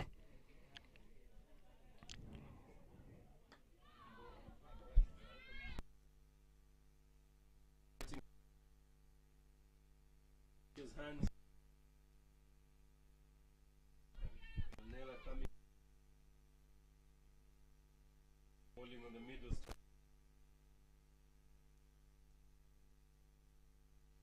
You will not see a wicket. You will not see even. She has covered all the stumps, leg stumps, off stump, middle stump. She wants you to bowl to her. And when you bowl to her, if you miss the line, Katia will not give you peace.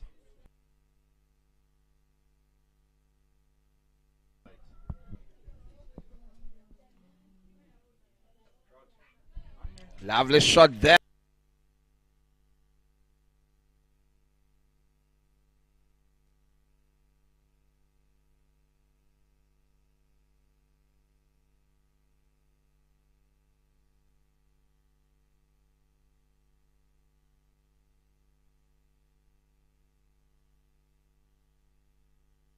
Giselle can run 3 by her. The other batter.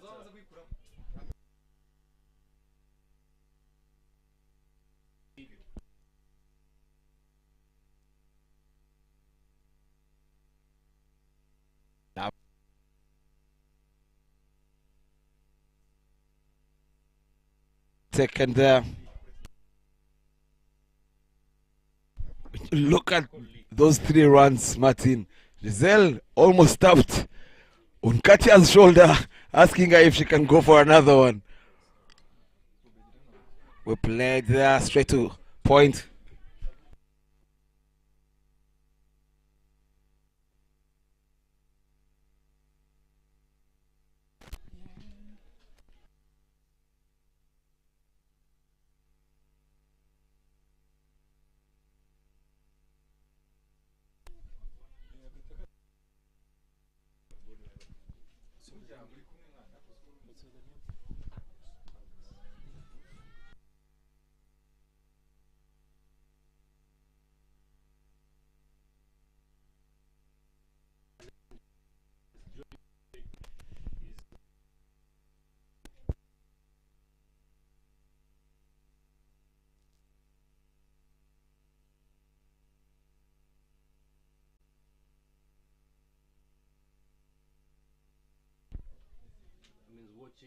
England.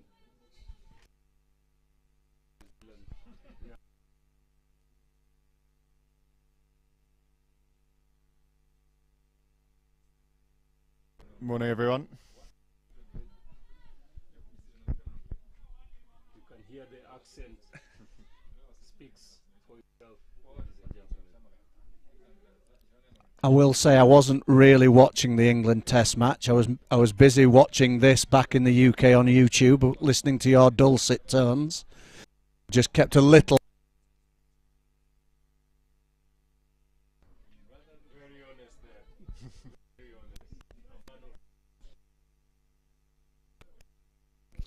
Yeah, fantastic to be back for the first time in a couple of years after COVID, and great to see the cricket in action. Run for the first time.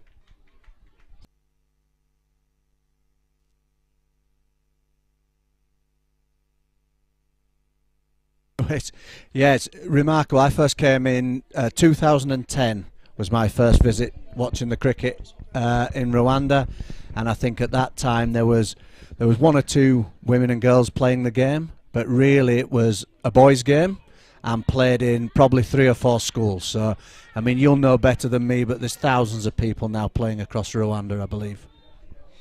You've said 1,000 people. Yes, it is a land of 1,000 hills, Lee. I know, it feels like I've walked up most of them at some time.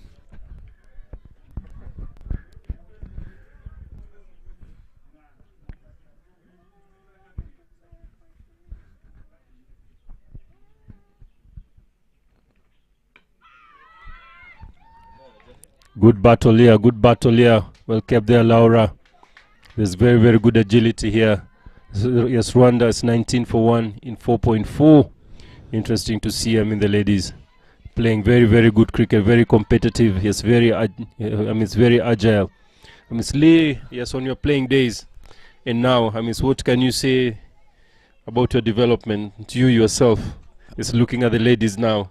Me, myself, again, I think it's just fantastic for me to see. I've been very lucky in my playing to get around and about, but especially in my coaching. So again, with my work with Cricket Without Boundaries, I have coached in Botswana before, but obviously mainly in Rwanda. So it's nice to see lots of people who've come through the pathways playing for Rwanda. It's a great shot there over the top. I don't think it's going to quite run away for 4, but hit very well. But also nice to see lots of new women and girls in the squad that I don't recognise, so looking forward to see them play. I guess you've been around for too long there, Lee, which is not very good. Very true, very true. So how's your confidence feeling for Rwanda's chase here after losing that early wicket? They have intent. They just want to keep it going, and I can see, I mean, they have the passion. They feel that this game is theirs today. But, I mean, I have a colleague on the other side of the Kalahari Desert who is thinking otherwise. Absolutely. I think a good combination at the crease, though, with Katya and Giselle here. So a bit of power and a bit of guile. So I think they make a good partnership. Angus coming in. Are you... What a shot there. What a shot. Just a little inches for her first 6. That a glorious shot by Katia, who takes the score to 21. Angus, that name is, is quite familiar with a former England bowler. It is indeed. It is indeed. And I'm currently, so I work for the MCC based at Lords in England, and Angus Fraser sits just above me in my office. So yeah, working in the same place. I think that name is a quite big name, and yes, that is what Rwanda brings into its his array of advisors, people talking to Rwanda cricket, yes, which is very important. It's not just about the person, but it's also about the system. Yes, who do you include in your system? Yes, what people are involved in your system is very, very important. The two gentlemen, yes, will be here to work and to consult with us, just to see where his Rwanda cricket is. You've seen a couple of balls now, Fraser. Yes, does it remind you of Fraser himself? Yeah, absolutely. I mean, it's my first time here in Rwanda, my first time watching women's cricket on the continent, and it's fantastic to see the talent. So at the MCC, we're committed to helping grow the game across the world, in particular the women's game. And we're really excited to see how we can help support Rwandan cricket, but cricket all over the world. So yeah, really good to see the talent on show, and I'm sure that there's some exciting futures ahead. Very kind words there. 25 for 1. Giselle still going on with Katia. Katia 20 of 19. Giselle 6 balls. 1 of 6 balls. She hasn't faced many, but she's run very, very well with the Giselle. Change of bowling. Tendile comes into bowl. Giselle plays it, looking for a single, and it's not a single.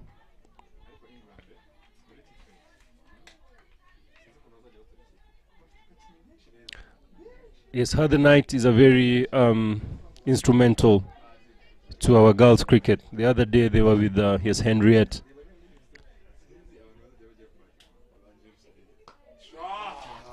What a shot! That is a shot of intent. That is a shot of somebody feeling that this game must go home. Giselle cuts the ball short and wide.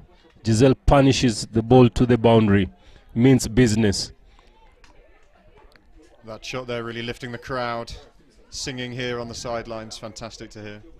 I'm sure by the time we leave, you'll have understood a bit of Kinyarwanda there, Angus. I hope so.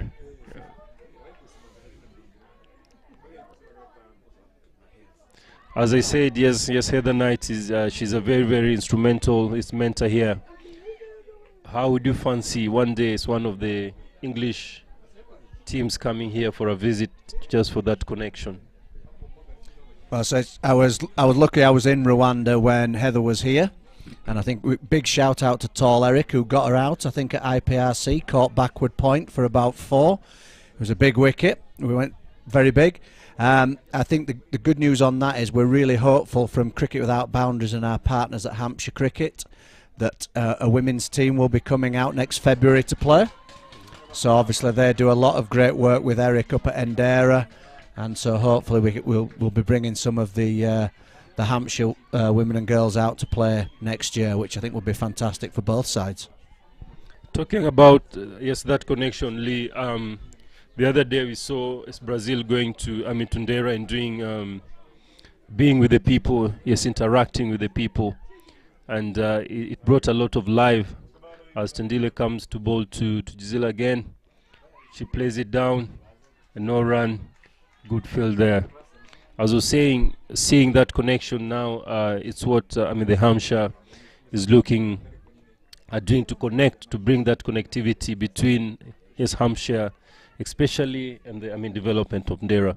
If you are to develop a girl child, what would you do to bring up a girl child into a cricketing perspective there, Lee? I think for me it's just all about opportunity. So again, I've been really lucky, and I've travelled a lot, and I've coached a lot around Rwanda, and as you'll know yourself from being out there, there's so much talent out there. It's just providing opportunity to that talent, and the more chances people get to playing, you know, showpiece events like this, and the more facilities we can bring to Rwanda, then I think, you know, more opportunities come. And like you said, Henriette going to Dubai to play in the Fairbreak tournament. I know that, you know, your women's and national team have got qualifiers coming soon, the under-19 qualifiers. So it's just that for me, more and more opportunities for these women to play cricket, and a big hope that we always want is that cultural exchange. So there are always plans to try and get a couple of your national team players over to the UK to train with Hampshire for a bit, and I think, you know, that could work both ways. Yeah, thank you very much. At 32-1, yes, and Rwanda is needing 60 runs off 84 balls. Plenty of balls. It's not very few runs, but there's only 9 wickets to go. Only 9 balls can change the game. Yeah, I think important these two just keep going as they are now, end of the power play, but I don't think Katya will change her game. She'll still look to hit boundaries, I think. She's got the body, she's got the power. She has got plenty of power. Talking about development of cricket there, Angus. So, I mean, so what is the key point of, I mean, developing yes ladies cricket? What would you look at to develop yes ladies cricket? I think I'd echo what Leah said. I think it's about opportunity. It's about, you know, giving these girls the right environment to be able to, first of all, have the opportunity to play cricket, and then once they've got that love of the game, giving them the opportunity to play games, to train, and to see a future in the game, I think, and knowing that future may not necessarily be as a player, but maybe as a coach, maybe as support staff, and really seeing cricket as the future for these young girls. And as I say, one of our big aims at the MCC really is to create that sort of lifelong love of the game, and to show that people can really transform their lives through cricket. And you know, we're really excited about potentially working in this part of the world, and seeing how we can support Rwanda and other nations to really grow their grassroots cricket. And I think one of those areas is around match play opportunities, and you know, hopefully getting a team from the MCC to come out here and tour and do those match play opportunities, and also work on the coaching side as well. So we're very lucky to partner with people like Cricket Without Boundaries and hopefully the RCA going forward, to really grow those opportunities really. Oh, well said there. Quite elaborate there on how to give opportunities, and opportunities, just as Angus has said, is opportunity to play, opportunity to influence lives, and that is what cricket brings. And I think that's what we are all here for, to influence lives, to influence cricketers, and make sure that the game is played out there in good spirit. 32 for 1 in 6. As Angus said, Katya is not here to waste time, as our Billy Wiz runs back for 2 runs. There's quite good intent. It's looking at the girls running. When you're here now, are you seeing any different in their match awareness, game approach, Lee? Yeah, huge difference. I remember vividly watching one of the early Kwibuka tournaments. I think I might get it slightly wrong, but I'm fairly certain there was at least 7 run-outs in one of the innings. So it was always an area to definitely work, and I'm sure you and your coaching... So does it mean that they were running better, or they were not running at all? To get run out, they were running. They were running. I don't think they were running at the right time was the main problem with it, but it was definitely 7. It could have been 8 in one game. So I think, yeah, definitely a big area of improvement. And as was that piece of ground fielding we just witnessed in front of us there. I think that was another area that's come on so much really from when I first started coming here. It was a really good pick up and throwing from the boundary there. When you talk about cricket, yes, is it with hope or without hope? Always with hope for me. Always with hope. So with hope, I mean, so what does it bring to Rwanda? I mean, cricket with hope. I think it doesn't just mean Rwanda. I think it can bring hope to any part of the world, really. And again, we do lots of work in the UK and all over the place. And very lucky at the moment to be working with lots of refugees across the world and trying to bring a bit of hope there. And I think sport is a fantastic tool to do that. And as you said earlier, and cricket's the best sport for that. And this idea that we all love the game of cricket and can share the game of cricket is what it's all about for me.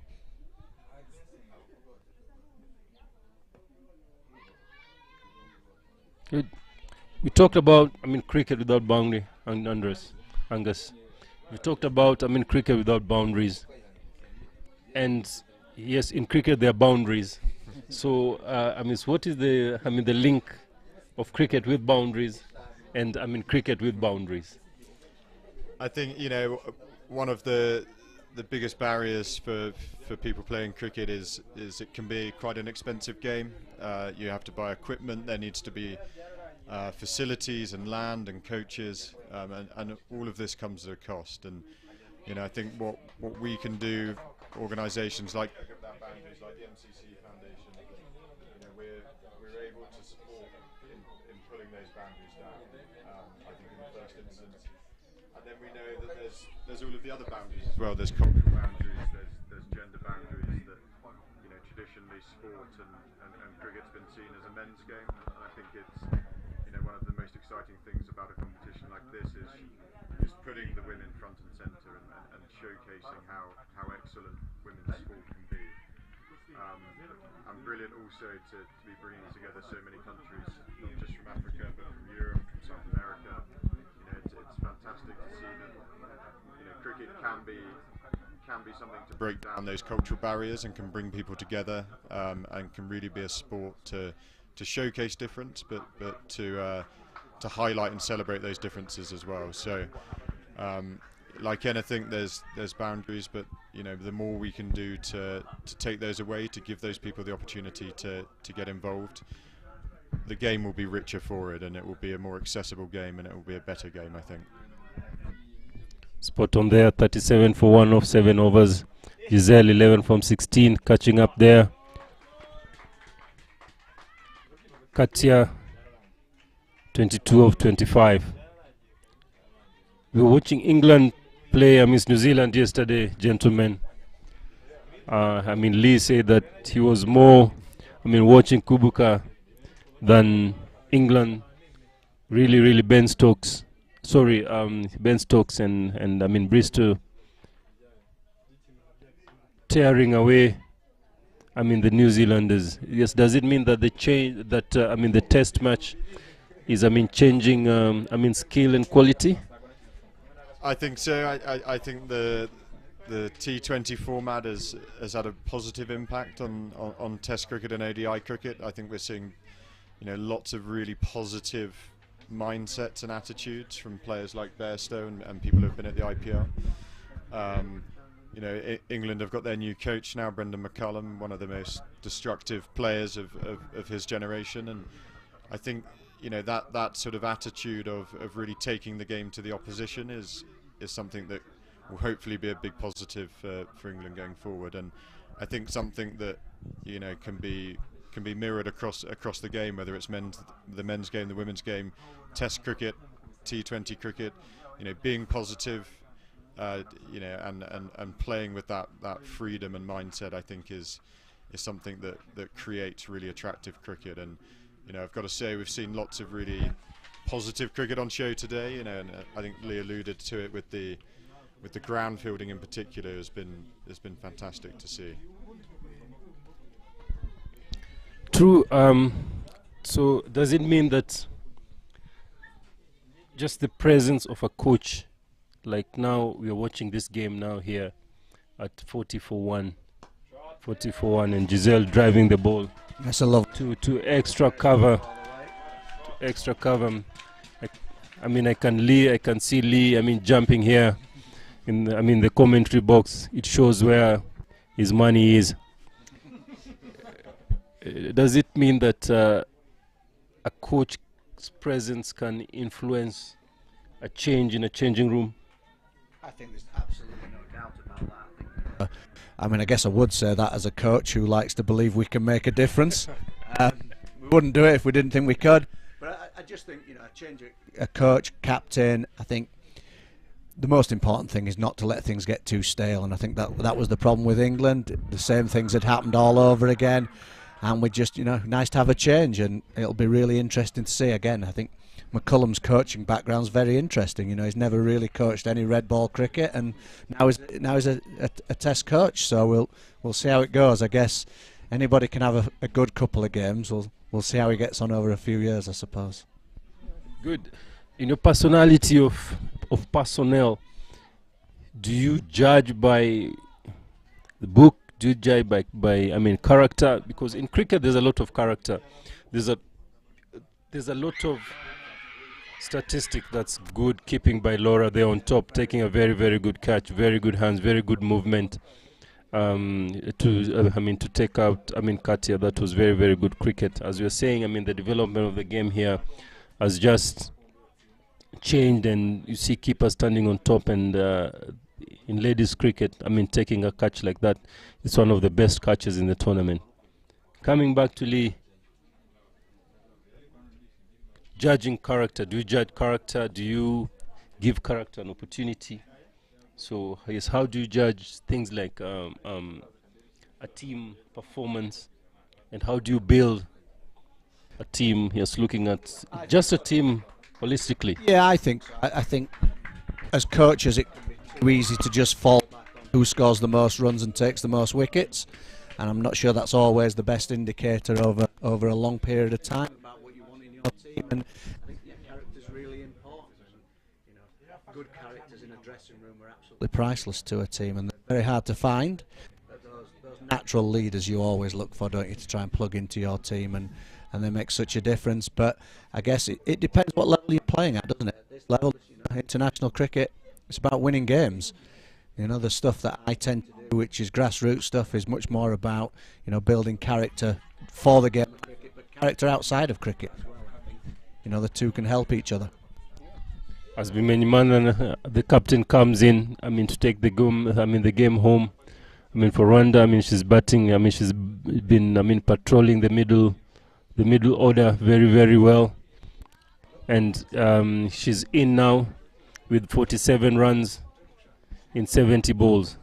If they just rotate the strike, they'll get to the target comfortably. I think they keep the score ticking over now for the next 5 or 6 overs, not lose too many wickets, and it should be there, I think. But yeah, a couple of quick wickets here could make it very interesting. Yeah, very true. And today, if you are, the New Zealand coach, what would you tell them in the changing room? What would be your key strategy coming to the second test, Lee? Think about it. Think about it, Lee. Think about it. Which team have I got? Think about it. Which team have I got? England or New Zealand here? New Zealand. That's what I said. Think about it. Think about if you are in the New Zealand changing room. I've got one really easy, quick one for New Zealand. If you play in England, always pick your best spinner. We're never very good against spinners. Pick your best spinner. But it doesn't turn in England. It doesn't turn. It seems the way our batters play.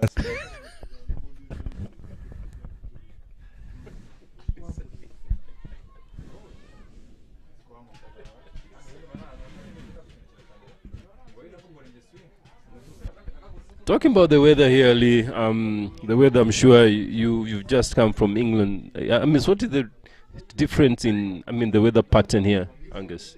You are here for the first time. I'm here for the first time. And you're still putting your jumper on. That is say that it's you're still feeling cold? Not too bad, but it was. We came from a warm England, so it's very familiar. I think, obviously the biggest difference is we have quite severe winters and whole periods where we can't play cricket. And as I understand, there's a sort of a longer period in which you can play cricket here, which is a fantastic asset and should only help aid the development of players, because the more you can play, the more you can train, the better people are going to be. Very good, very good. Shot! Lovely shot there. Oh, a 6. I said that's the mighty young girl. You get off the line, what a shot. And I say today, the cows will be busier at cow corner. They need to graze more there. There'll be a lot of grazing on cow corner. What a shot to get the maximum. The maximum. That is the third maximum in this Kwibuka T20. What a shot. 40 runs, 63 balls.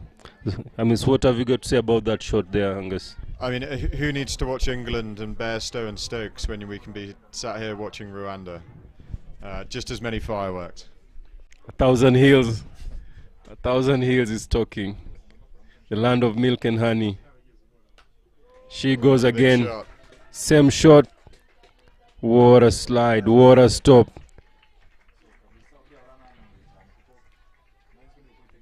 Interesting to see the girls slide, girls diving here. What is your thought so far? Again, really impressed with the quality of the ground fielding. I think, you know, it's one of the things I remember growing up playing cricket in the UK was the opposition may have you know, more talented batsmen or more talented bowlers, but fielding is the one thing you can always be on par on. It's something that everyone can work on, everyone can get better on. So I think it's something that every team should continue to focus on, because particularly in T20 cricket, we know how small the margins can be. 1 or 2 runs saved in the field can be the difference between winning and losing. So yeah, really good to see the quality of fielding, and I'm sure it will only continue to get better. Very true. We've seen, I mean, catch has been taken on the boundary. It's one hand. A relay catching been, I mean, taken the boundary. The other time we saw Poran taking a beautiful catch, diving off the field and sending it back. The T20 fielding has really changed. Lots of fitness, athleticism has been there, and that is what we're witnessing today.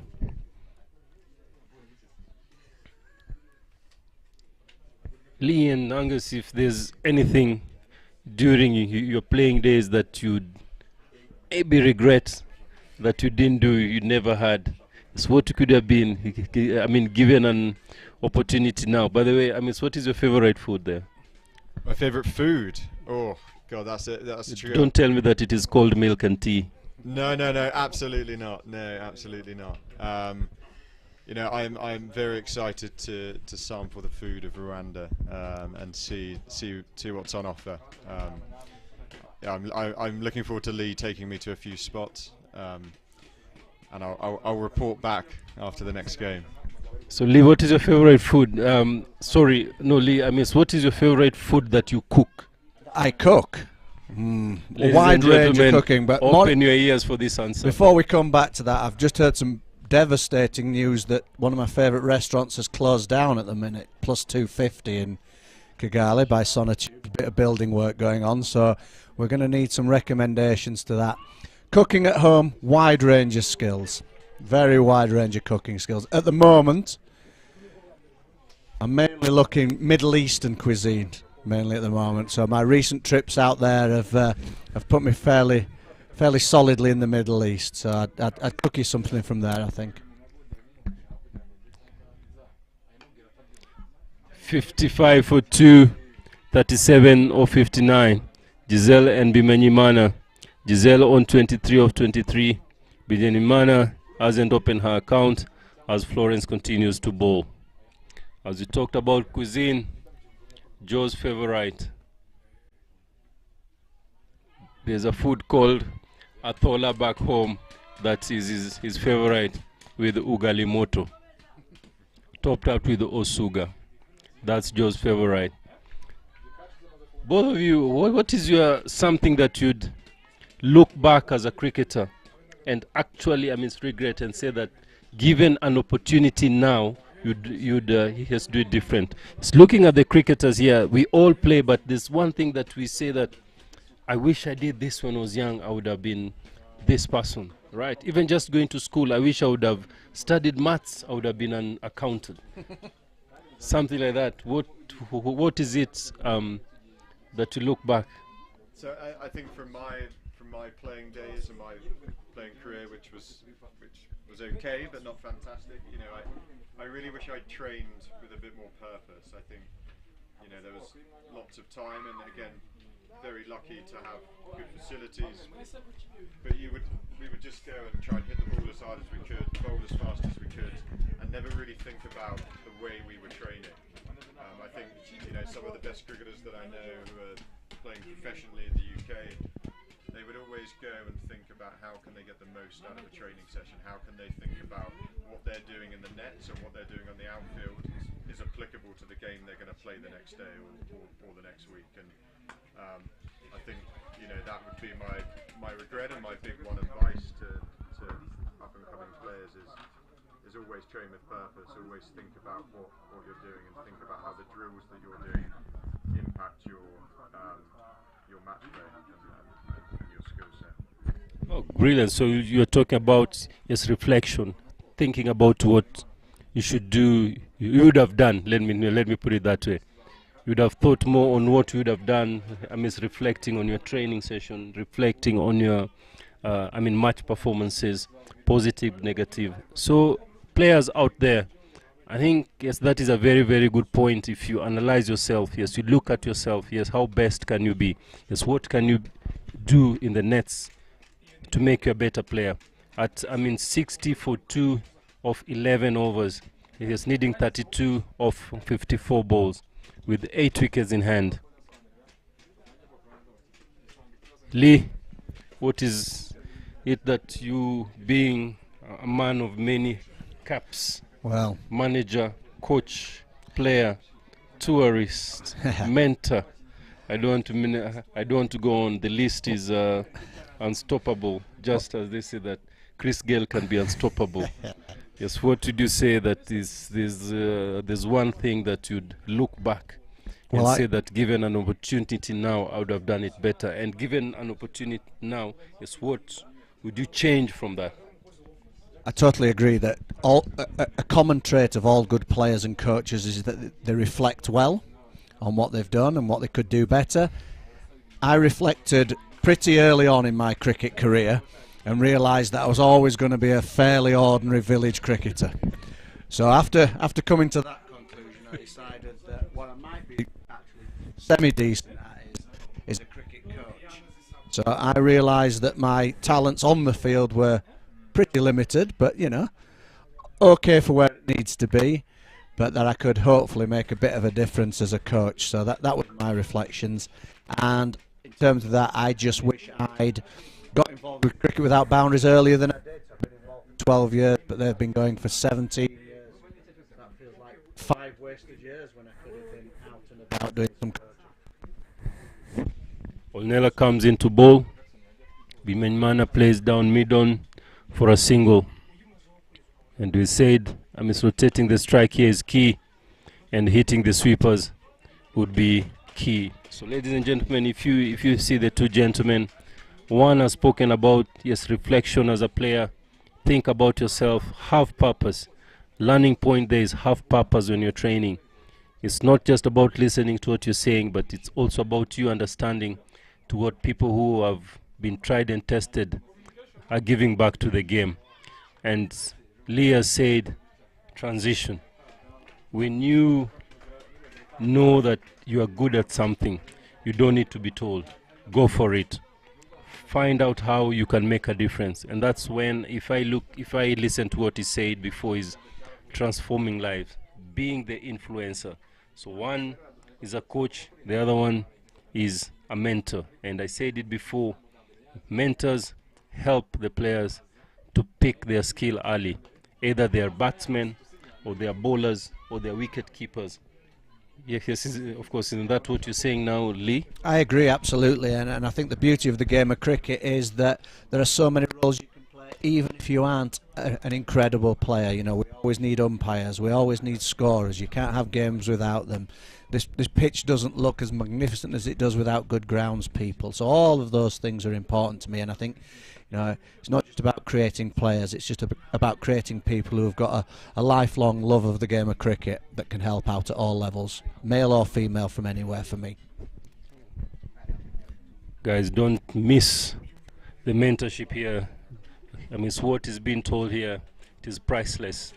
The people who have gotten tried and tested, just sharing with us the experience and how we can improve as cricketers, as players. Very important. As much as that we're here commentating, yes, we're commentating about the game, but we're also building, influencing lives out there.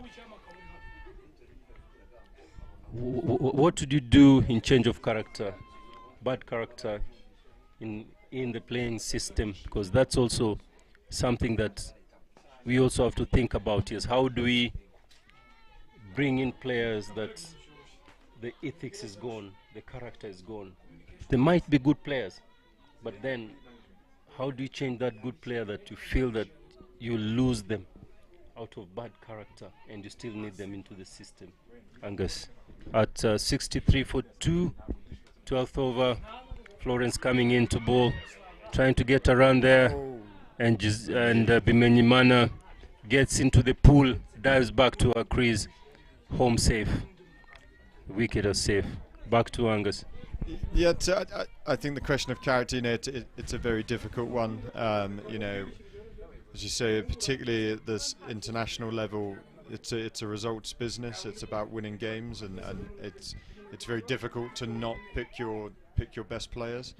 But I think it's about creating a culture and an environment in a team that everyone wants to buy into, and really, you know, making people aware that, you know, everyone's moving towards the same goals. Everyone should be buying into the same agenda, and whether they're the best player on the team or slightly less talented, they all need to pull together. And you know, I think that comes from the top. It comes from coaches. It comes from management, but it also comes from other players as well, about setting the culture that they expect within a team. And you know, it's never easy, and you know, I don't think any team in the world gets it right every time. I think, you know, there's plenty of examples from the UK of very good cricketers perhaps not having the best attitude or the best mindset.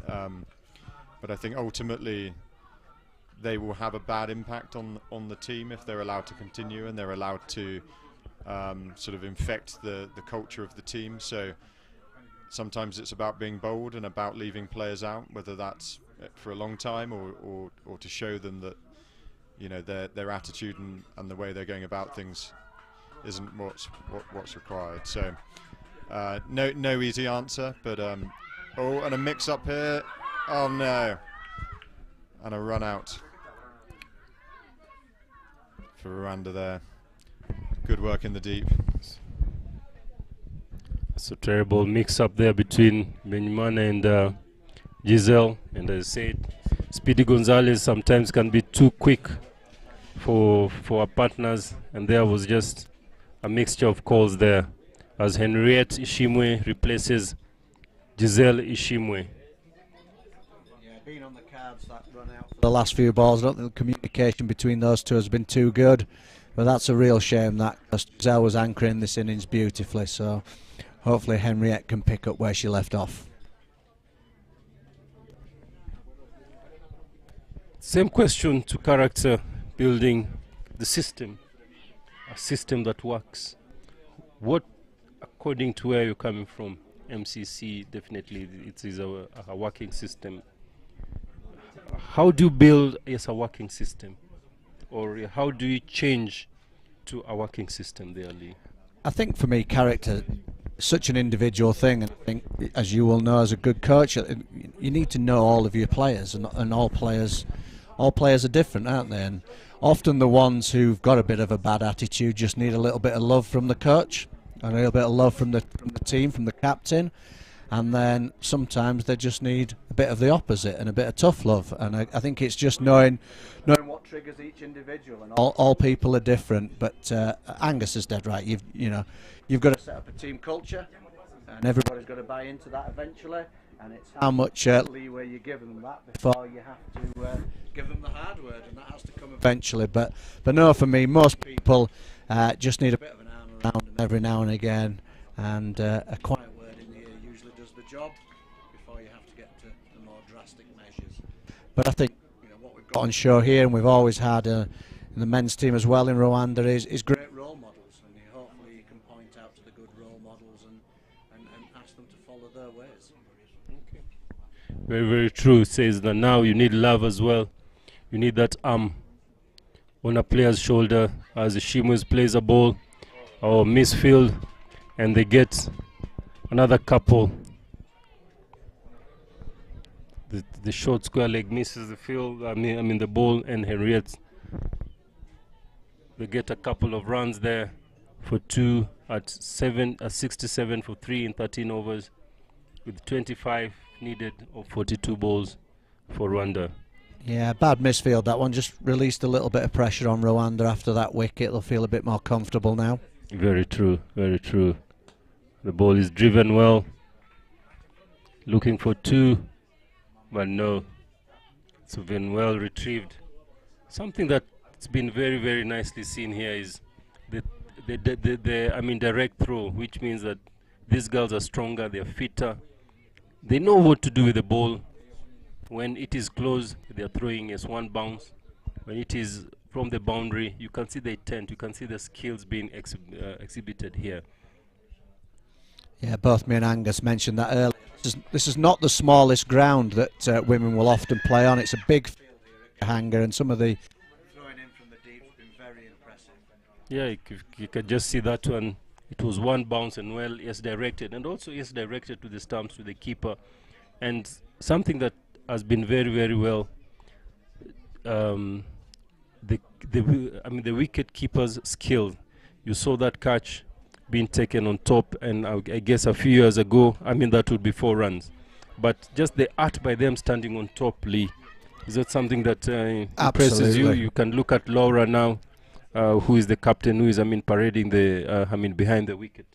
Yeah, absolutely. I think any time that you can get a keeper up to the stump just adds the pressure onto the batter. And yeah, the footwork, especially in that catch, was what did it for me. I think often you see, less talented wicket keepers would just try to throw their hands at that, and like you say, it probably goes away for 4. But the footwork always starts from footwork with wicket keepers, and I thought that was a fantastic piece of keeping. I guess that goes with agility.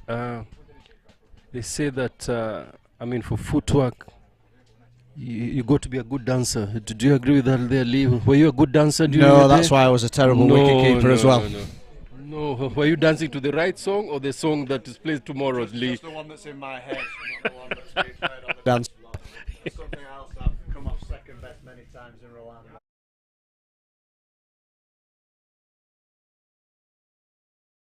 महारती जी, fantasy अखाड़ा में विदेश जाने का भी chance है। अब सुनो, हम आपको जाने देंगे। इतना सिखा दीजिए कि हम फौरन कैसे जाएंगे। फैंटेसी स्पोर्ट्स का असली अखाड़ा। इस गेम में वित्तीय जोखिम के तत्व हैं और इसकी लत लग सकती है। कृपया जिम्मेदारी से और अपने जोखिम पर खेलें।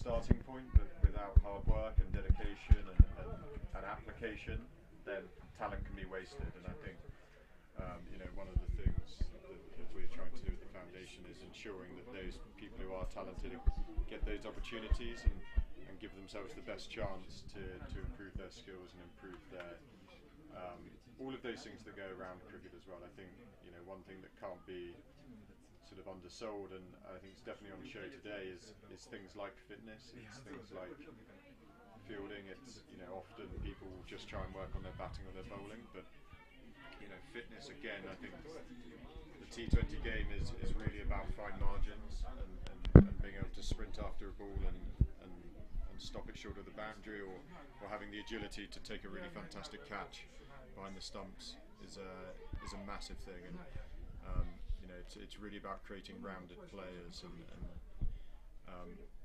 taking the talent as the base, but then really working with that talent. And another great take there from Keeper. That's true there. That's true. As we talk about development of talent and skills there, we talk about running in between. We've just seen that run out. So what are the principles of, as Mimi comes in to bowl there, she bowls a short ball, it's pulled down, deep mid wicket for a single, and you can see the throw. That boundary is the longest side, and you can see the throw still reaches to the bowler at one. at one bounce. Talking about yes, running yes in between. Yes, what are the principles of running in between, including I mean the run out in there, Angus? Yeah, absolutely. So I think communication is absolutely key. That's a wonderful shot there. That's a great shot. It's a great shot. That's a great shot. All the skills of of batting were there. All the footwork, the follow through, the placement. Talk about Virat Kohli. That was a great exhibition. Yeah, brilliant shot, and I think really puts Rwanda firmly in charge in this chase. I think just coming back to the run out piece. Again, it comes back, I think, to training with purpose, but also, the more match play opportunities you get. I think, one of the things people rarely, if ever, practice when you're in the net is you're running between the wickets, and the more that you can put yourself in match situations, the more you can put yourself under pressure, the easier these situations become. And I think, if one of the things the batters could have looked at in that situation was there was no need to go for another run there. It had already been a successful over. So it's about knowing when to say no as much as it is about when to say yes, and I think that comes with more match practice, the more you play together, being close and really open as a team as well. So all of these things will come with time, but it's those little things that I think teams can continue to work on and put into practice so that it's not new to them when they come to a match situation.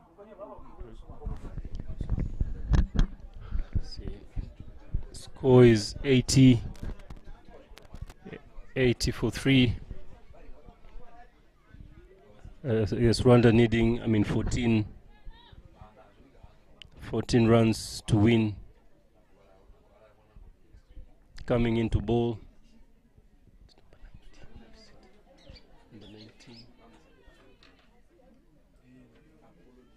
Shadrach coming back to bowl her second spell to try and get either to 7 wickets or to try and turn back the game to the Botswana to shift the pressure back. She bowls and Diane plays, drives it to mid-off for a single, and it is retrieved back. Lee, what's your take on running in between? Is it the same, or you have something different? Because like I feel that it's a skill that, yes, if gotten well, can change games under pressure. Yes, so of course, so does batters need to rotate strike. Yes, what is rotate strike? Is, of course, is changing strikes, exchanging ends. Kangas has just told us that yes, you have to understand your player, you have to know each other, you have to train hard. So what happens when you play with a player that you're not used to? Maybe a new player comes in.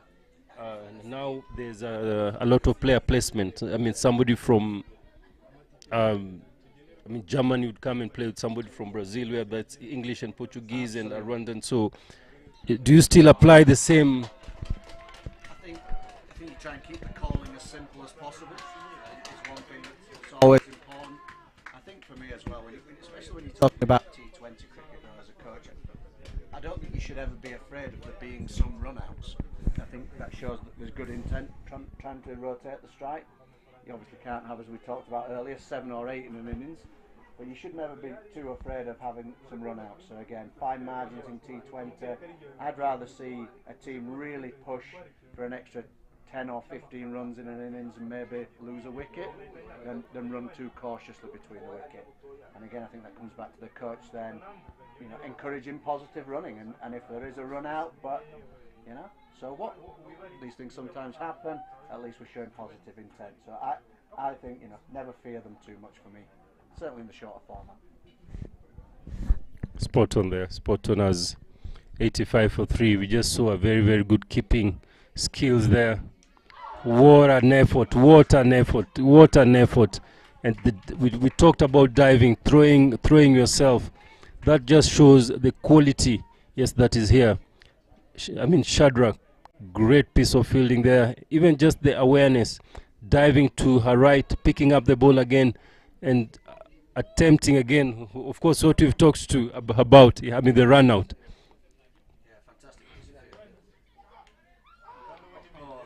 There she sticks this time. Shadrach, great keeper. Is it a goal? Is it a great keeper? If I look at football, I mean that is a great goalkeeper there, right? A great save tipped around the post, the first one. So I've been watching these games from home. Obviously, you've been here. What are teams going to have to do to stop Tanzania winning this thing? Because certainly from YouTube, they've looked the side to beat. What's your thoughts on that? I think you just have to be, I mean, positive, because they are extremely positive. I mean, Tanzania just play free cricket, especially if you look at their batting. They bat quite positively, and I mean, Fatuma just hits the ball. I think she hits the ball quite fearsome than I mean, it's most of the I mean the players here, and that's what makes her tickle, makes her a little bit unique. They have I mean Saumu, who is a left-hander. It's not very. She doesn't hold back. They play it quite. I think their batting really takes them through, and they have a very agile fielding. I mean, they're quite free, and I think this is from where they come from. They come from I mean the culture. We talked about culture, freedom of expression, freedom of speech, and that one also helps, because they know that if I free myself, things happen. If I free myself, something happens, right? Coming into ball is Tulio, coming into ball, her second spell. So what's number 19? Shadra coming into ball again. She's just taken a catch, and she's coming into ball. Coming into bat is Clarisse, the left-hander. What do you think about left-handers, his arm bowlers, left arm spinners? I'll hand you over to the left arm spinner. Oh, I told you, I mean, Rwanda has brought everything that it needs to develop, whether socially, technically, tactically, emotionally, financially. Maybe with the left hand, maybe it's more money. You'll give us more money with your left, even in the bowling. Yes, what have you got to say with this skill of, I mean, left-handers? It's left to take us through the angles, as the score is 86 for 4 in 15 overs, only 6 runs to win. Ishimwe and Clarisse. So I think that from a batting perspective, left-handers, you know, they're often much fewer in number, so it forces a bowler to change their line, change their length, and if, again, talking of running between the wickets, if a right-hander and a left-hander are able to constantly change the strike, it means that the captain's got to be thinking about where the field is, the bowler's got to be changing their line every ball, and it can create more opportunities to score and more sort of pouncing on the bad balls. You know, as Lee says, I'm a left-arm spinner. You know, it's a bowling action that is in high demand. Spinning the ball away from the right-hander is always difficult for batsmen, and I think with a left-arm spinner as well, perhaps a little bit more control than a leg spinner. So, combination of being able to keep the runs down, but also spin it away from the bat, you know, is a difficult one to face as a right-hander. Maybe not quite as romantic as a leg spinner, but you know, it's effective in its own right. Told you, emotional, romantic, interesting words being used here in Kigali, Gahanga ground, as Rwanda is closing in 6 runs away. The ball is well cut. That's a lovely shot behind point for 2 by Giselle. That's a good piece of fielding. What do you think one day Africa has its own Premier League in future? Would you reckon something of the sort? I think absolutely. I mean, I think the talent is certainly there. I think the more opportunities to play and to grow, then absolutely. And I think, you know, tournaments like this really showcase the excellence in Africa, and I think anything that can be done to build on that should be. And you know, look forward to coming back in years to come and seeing, you know, more countries, more participants, more young women and girls playing cricket across Africa. And I know that the Africa Games has got cricket in it from next year, so I think that's an exciting opportunity. Talk of cricket coming into the Olympics, we know the impact that can have on development. We've seen it with other sports, so I think the sky's the limit for cricket in this part of the world, and yeah, exciting opportunities ahead. Great shot. Great attempt all the way. You could see Shadrach again at covers. Oh, the ball beating her there with the spin for 4 runs. Putting shortly as the game is come to a close. Putting short. Yeah, comfortable victory in the end that for Rwanda. They batted really nicely, so take a bit of confidence. I believe if they can win the next game, they can possibly sneak into the top 4, so they'll be looking to do that. But thanks for having us, really. It's been good fun here in the comms box, and look forward to watching. What game have we got this afternoon to watch here? We have Tanzania playing Nigeria. Ooh, looking forward to West that one, and then. the East. Yeah. No love lost? No love lost. The cricket. Putting short there, Angus. Just thanks very much for having us. You know, great to be here with you and to see a high quality game of cricket, and looking forward to the rest of our time here in Rwanda and then off to Uganda and Kenya as well. Wow, thank you very much. Yes, ladies and gentlemen, this is the time that I'll also tell Joe that of course we meet in the bar, I mean for 2 as usual, just as a cool down. Thank you very much guys, and looking forward to see you again. Pleasure, thank you.